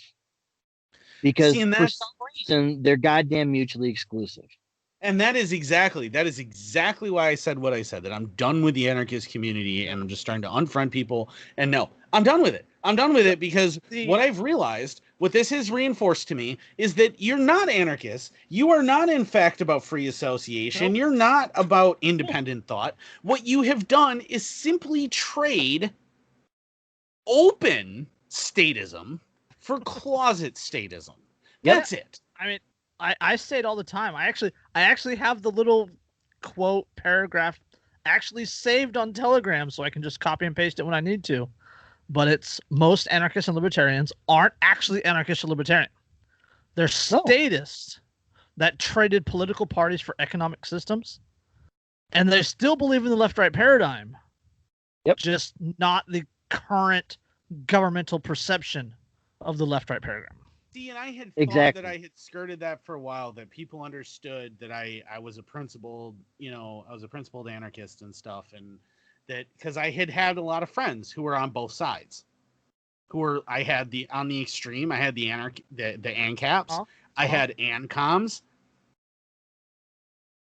And then slowly but surely the ANCOMs started to really show their true colors. Mm-hmm. And I had to start blocking them, not just unfriending them. The ANCOMs, you got to fucking block, because their strategy has nothing to do with debating you or intelligently discussing it. It's I'm going to hate on you and denounce you, and then I'm going to dox you, and then I'm going to lie about you, and I'm going to do all these. And that's what they're going to do. And I mean, I already knew that ANCOM was that's what it is. It's compliance through shame and guilt. That's what it is. Absolutely. And you see that more and more actually from the modern, especially from the political left, because I just had a discussion the other day with somebody who is an avowed lefty. Mm-hmm. And as soon as I mentioned something about how Kyle was acting in self-defense, I was immediately shamed, called a racist, called everything under the sun that you would expect an avowed lefty to call you. Yeah, I have black anarchist friends who have been called white supremacists because they don't have a picture of themselves. Yeah, on there, who got called that? Got called a racist and a white privileged idiot by ANCOMs. Eric July had a white liberal socialist tell him to shut up and let the black people speak. and then he posted like a video of himself and said, "Bitch, I am black," and she deleted her Twitter profile. Completely deleted her profile. Deleted her profile. I remember that because he actually did a live stream about it. Yeah, and I was watching. He's breaking it down. He's showing the screenshots and everything, and I'm just dying. I'm laughing. I freaking love Eric Gillette. Like, I love that dude. He is so awesome. All right, I absolutely love him. But I mean, but my point was where I was going with this is the divisiveness any idiot can see increasing even in the anarchist community. Anarchist. I'm using air quotes for you audio people. Well, I'm using air quotes for community. Yeah. Because there's not a lot of community there. The people that love to call themselves ANFAM who just no, you're not a family. And if you are, you're as dysfunctional as my actual personal family, and I don't want any part of it. I don't want to choose that. I have an Irish family, man. You do not know dysfunction until you have dealt with an Irish family. Yep. Well, but we have a largely Scandinavian family, and we're not a whole lot better. No, but I mean Vikings we need some Ohana up. We need more Ohana up in this bitch. Yeah, and but I mean, you're seeing this divide grow and grow and grow, and things are getting more extreme, and it's being more this or this. Yep. And those of us who are just intellectually consistent, and we're not choosing sides. We don't believe that just because I hold this position, Well, my side I have is to hold this one. My side is liberty. Yeah. Yeah, that's it. Exactly. I'm on the side of personal freedom. Yep. Individualism. Individualism. The smallest minority is the individual. And I have tons and tons of atheist friends. I'm not an atheist. I realize that's going to shock maybe some people, but I'm not at all an atheist. And I still have atheist friends and everything, but I always say very proudly, I bow my knee before the ideals of liberty and God. And there the list ends. Yep. Yeah. Do not sit there and tell me that I have to feel a certain way because I feel a given way about another topic. Yep. Don't you frickin' dare. And that is the bullshit that they try to feed us. I recently added somebody from a group on Facebook who, on her profile picture, she has the A symbol and all that stuff. Everything I have seen since the Blake incident last weekend has been nothing but BLM propaganda. Yeah.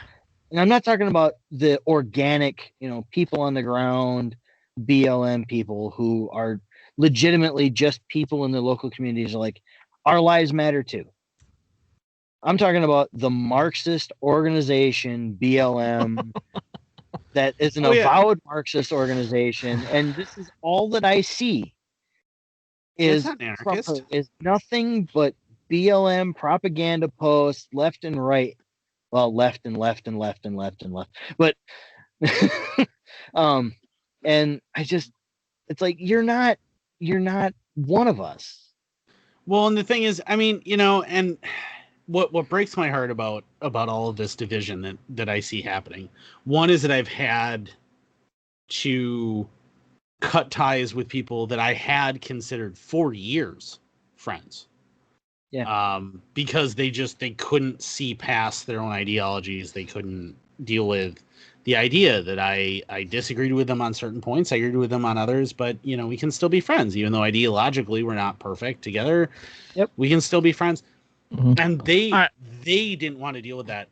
And I'm seeing even friends who are not white that I've been friends with for a decade or more.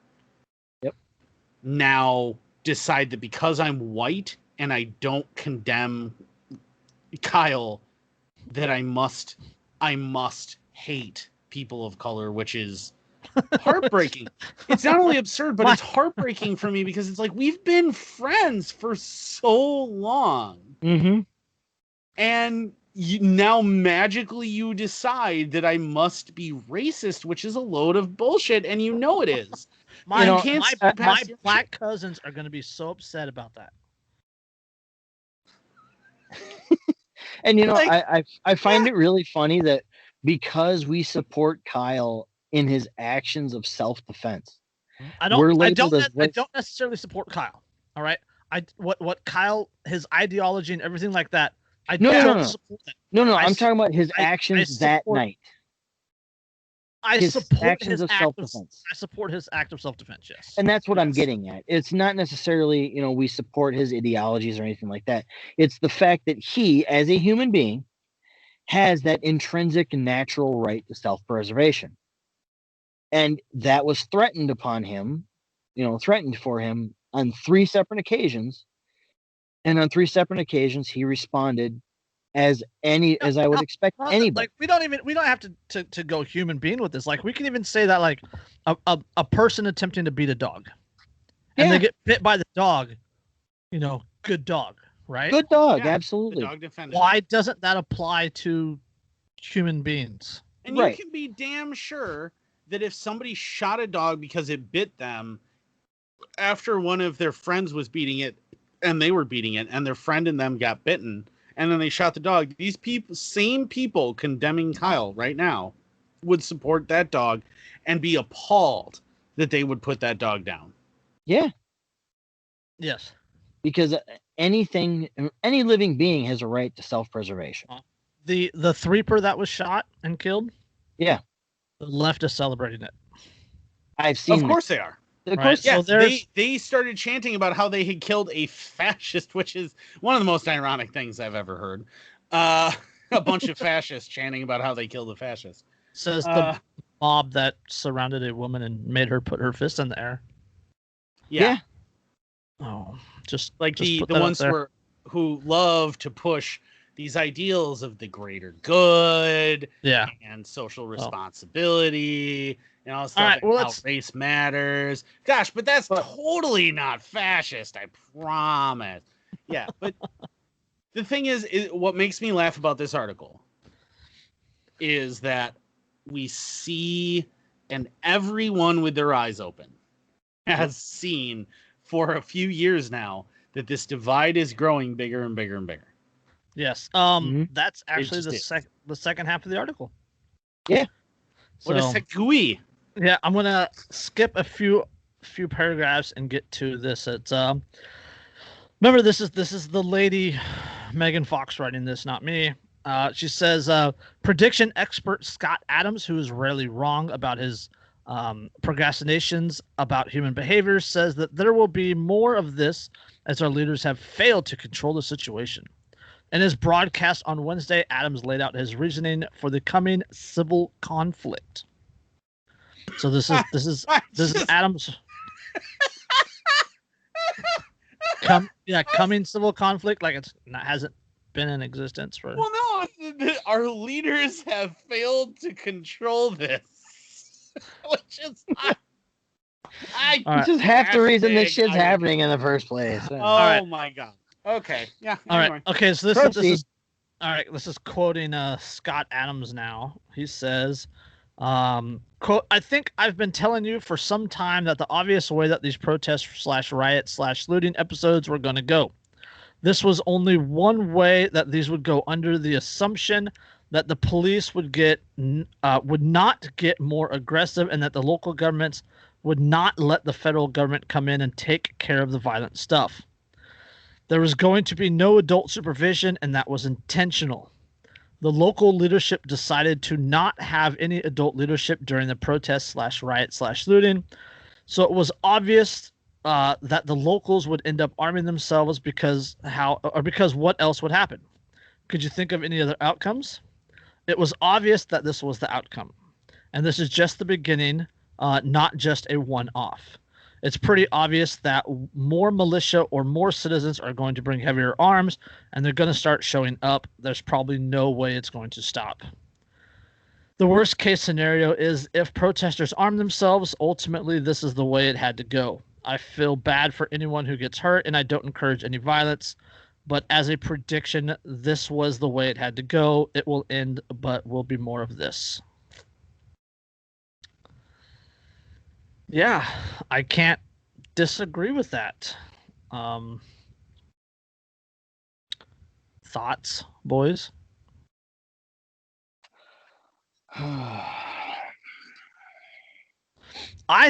Okay, I'll put my thought out there. All right, I'll say it. This is the way they wanted it to go.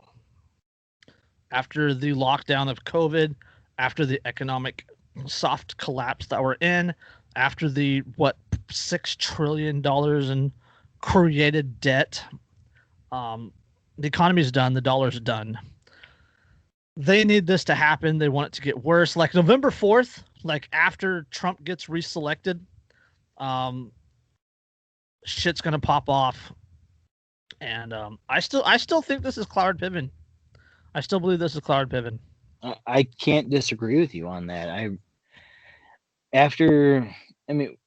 It's if you look at the polling data, of course they say Trump is behind, but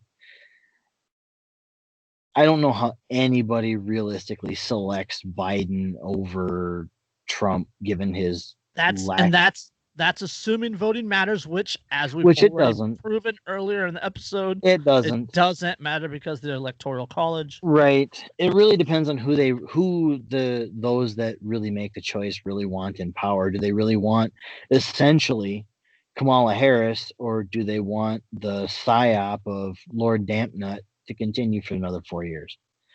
And Well, I none think of us. I think Lord Dampnut being a known quantity. Well, no, not only that, but they need him in office to pacify the right. Yeah. As things collapse, Yep. he's going to start start instituting some socialist policies that are good for America and protect the American and all this Right. other stuff. He already has. He already has. He has nationalized a couple companies, or not companies, industries, in regards to like making masks and hand sanitizers and all that good stuff. Respirator or ventilators. Ventilators and You'll boil the respirators. frog by turning that temperature all the way up immediately, my friend. Yep. And then he's already expressed the desire for gun control. Yep. And then, but that 8 year assault on the Second Amendment is over. And says the guy that passed more gun control than Obama. Right. But yeah, he's gonna get reselected. Things are gonna start to collapse. He's gonna institute some policies, and the right's gonna be like Trump. And and that'll pacify the right, which will settle not only that, but down. Like November 4th, when the numbers come out and the left blows up, here comes the National Guard. Yep. Yes. Here comes the Ranger battalions. Yep. You'll start seeing more federal troops on the streets trying to quell the riots and the bullshit that the left is throwing at everything. And what makes me laugh so hard about this article that he's a predictor. You are real Prussian, buddy.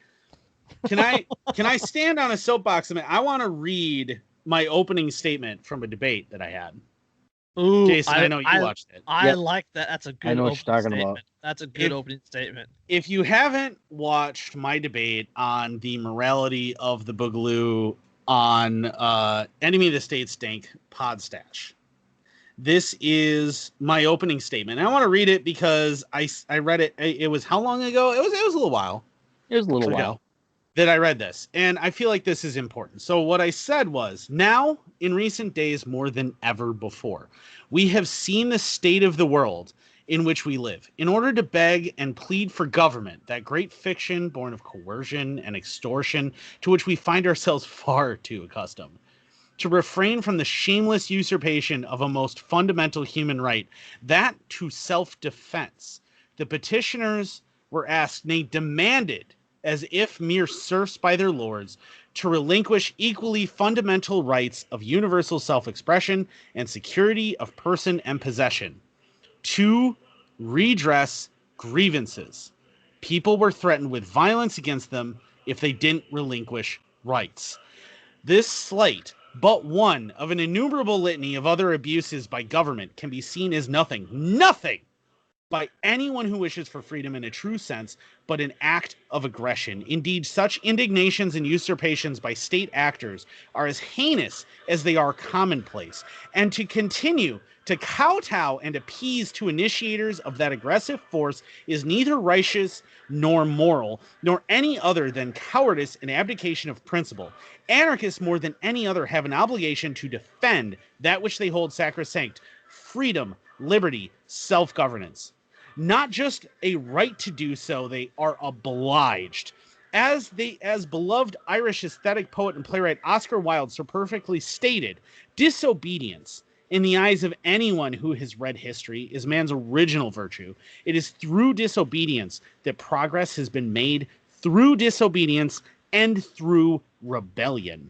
Such rebellion as this, to chafe at the yoke of government so severely as to throw it off by forceful means equal to their own, is the most virtuous of all rebellions. For indeed, what can be said to be more virtuous than to be willing to lay down your life, your liberty, and your happiness, that others might feel the taste of true freedom and unadulterated liberty? This is, at its core, the end game of the Boogaloo, though it may come neither easy nor quickly. It is not a pretty way, nor indeed perhaps the most ideal, but it has become the morally necessary one. Our hands forced by those who seek to steal ever more chance of seeing the goal by the day.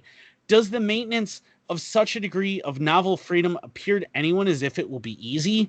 untrying? Am I saying this path does not end in what may be a greater recondite struggle to prevent a not insignificant group of incorrigible statists from relapsing into that same state of bondage from which they were only just freed? Not at all. But this is not the contention at issue.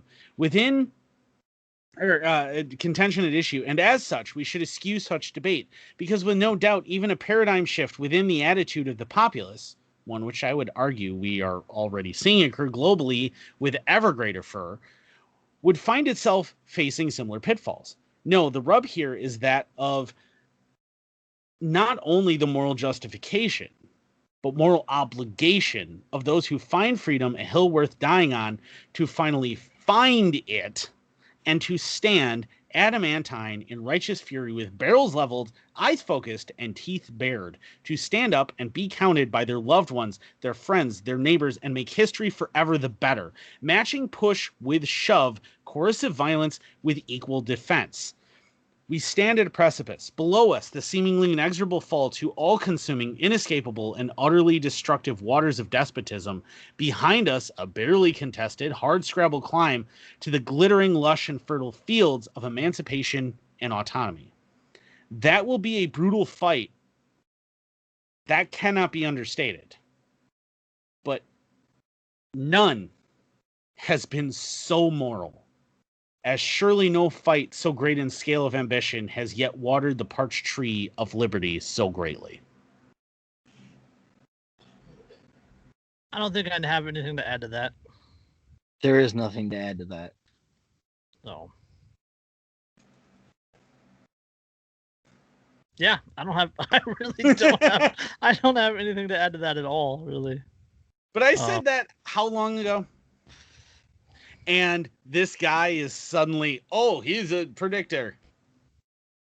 Yeah. It's already happening, and he's somewhat of a so-called predictor. Meanwhile, you said that, I think that was last fall? July or January. January. I thought it was further back than July.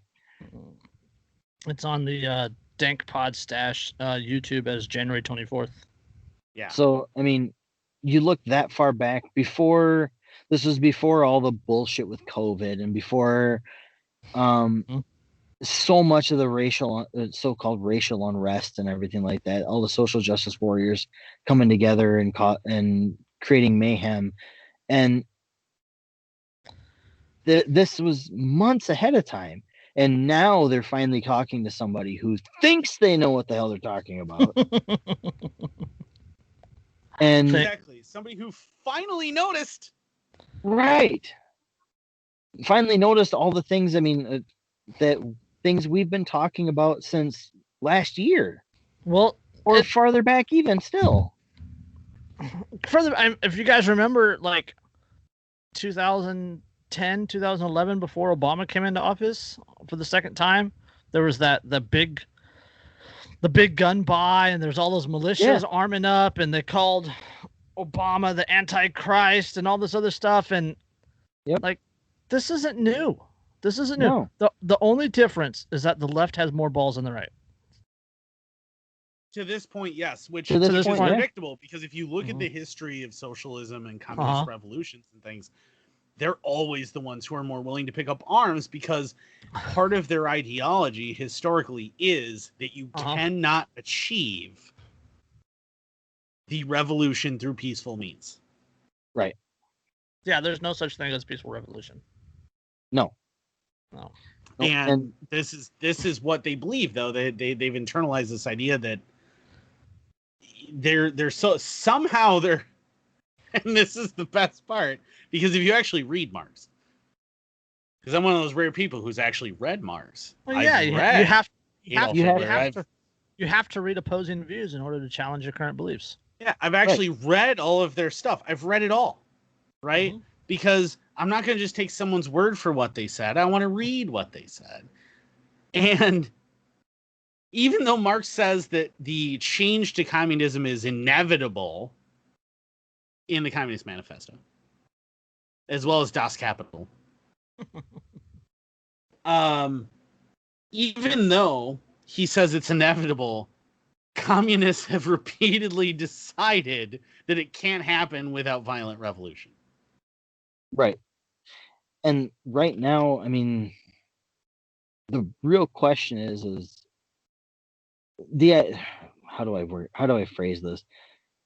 It's not a question of if it's going to come to a full on conflict between people who have some idea about freedom, because that's what it's going to amount to. It's not going to be those of us that actually believe in true freedom in its truest sense. It's going to be those who think they understand freedom versus those who are so avowed into their communist, socialist, whatever roots. That's really where it's going to come down. I mean, you look at what happened in Portland with the execution of that threeper. And then you look at what happened like minutes later, the threepers came right out and said, "We pledge retribution for our fallen comrade." I mean, this is what it's coming to. Yeah, and the execution was retribution for what Kyle did. Right. So Kyle defended himself. So it's just going to turn into a giant fucking snowball. See, and here's this is my thing on it, right? Like this is, it's literally turning to like a pseudo civil war because of the actions of the government. Right, and but it's then actions of the factions of the people. But but the actions of the government started this. Remember that the government started. The government started it, but it's the factions of the police people. work for the government, and it's the statists fighting each other for control of the people that are responsible for starting this. Right. Yeah. They're directing their aggression at the wrong people.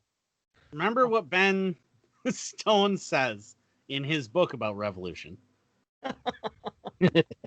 He has a couple takes on it, but yeah. If you have not read Sedition, Subversion, and Sabotage Field Manual #1, I highly encourage you to get it. First of all, it's not expensive and it's a very, very good read. I haven't. I'm still reading through it. It is free if you get a digital copy at badquicker.com. Yeah, you can even get a free copy if you really want to. I wanted a hard copy, so I have a hard copy. And the point that he makes in a nutshell, yep, I have the same one. There you go. Nice scorpion on the front. Mine's on the way. I haven't gotten it yet. The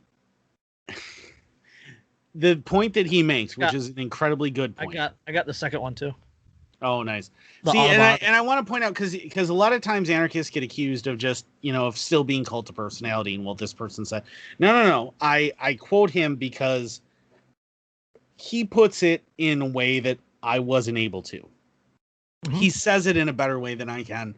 So I'm still going to paraphrase him, but he puts the thoughts that I had together.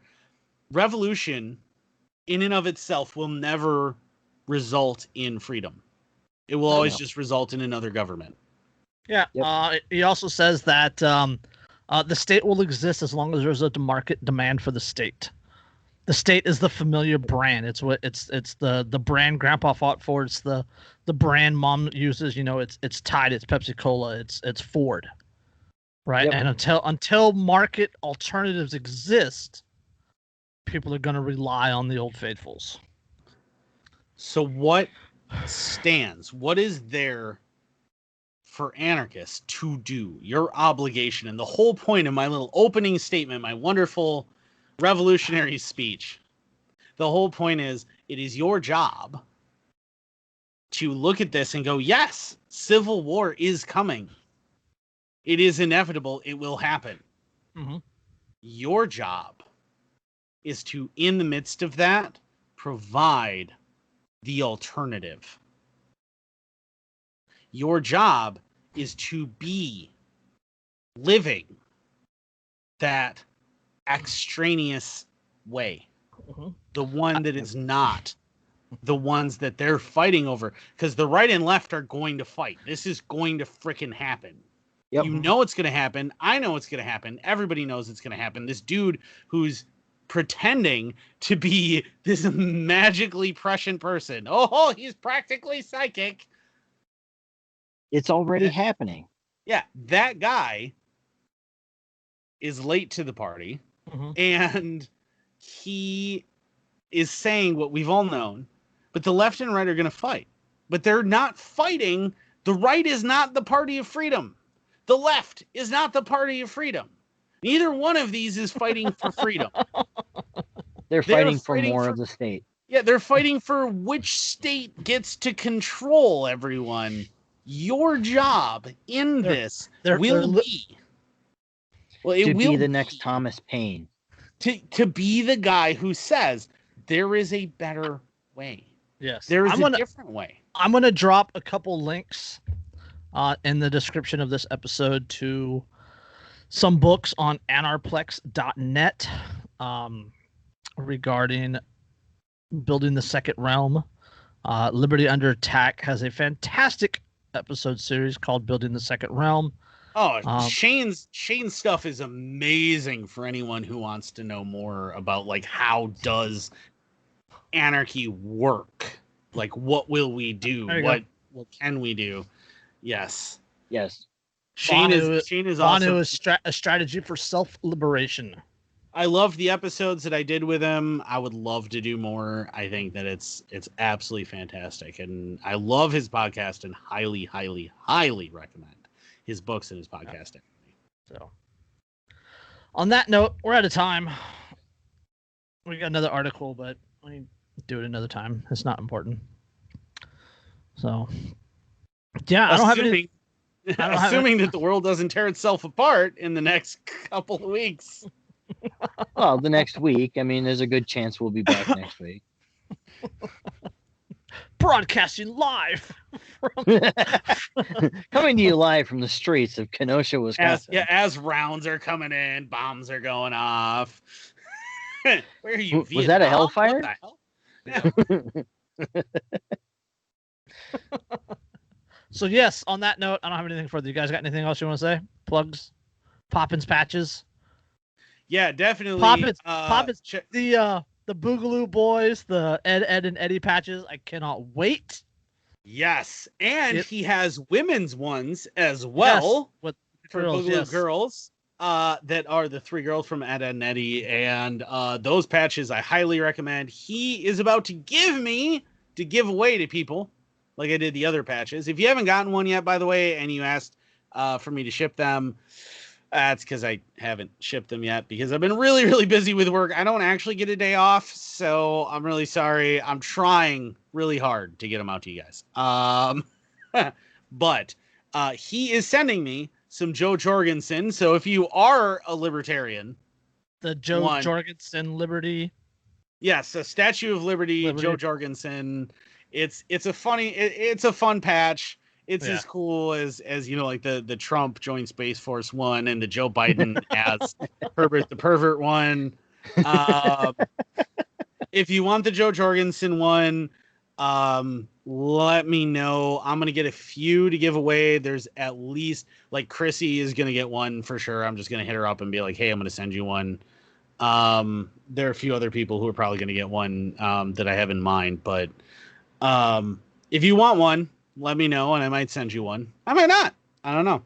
But I might send you one. If you want a free patch, let me know and I might send you one.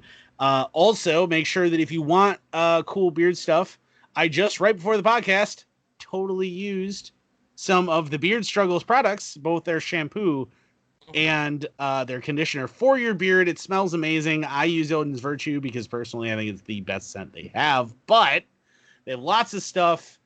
And it's awesome. And if you want it, because you have a beard, because you are a man, and therefore have a beard. Dun, dun, dun, dun. Yeah, exactly. If you want it, if you want some of their stuff, but you don't want to spend as much money as they're asking for it, you can totally get 10 to 15% off. I think it's 15. It's 10 to 15. It varies slightly. I've discovered recently. It actually varies slightly depending on the product. But if you want that percentage off, you used Inked Anarchist 15, all run together. And you can get yourself 15% off of those products. And you also support me, which is cool by doing that. Or at least the care of my beard. So, which I think we could all agree really needs to be cared for. It's glorious. It's wonderful. I love it. If you don't, I don't really care. But That's a long-winded way of saying the link is in the description. yes, it is. Make sure that you checked out Inked Anarchist Hootenanny Roundup as well, because me and Chris are both on it. We are admins, and it is a cool page. It is fun. It is entertaining. We have a lot of fun, especially when we're talking about things related to Schrodinger. Yeah, memes make the world go round. And boy, do we have memes. So on that note, this is episode 104. Link is in the description. Lots of links in the descriptions. Check out the Facebook page. I'm going to continue to work on more discounts for our listeners. Hopefully. I am in negotiations with Magellan TV. So, okay. All right. fingers Stop crossed. talking. Stop talking so I can stop recording. All right. Hopefully All you right. guys get that cool shit soon, and I can give you a discount on that because you're going to want it. Let me tell you. Yeah, what he said. We'll catch you next time. Later. Peace.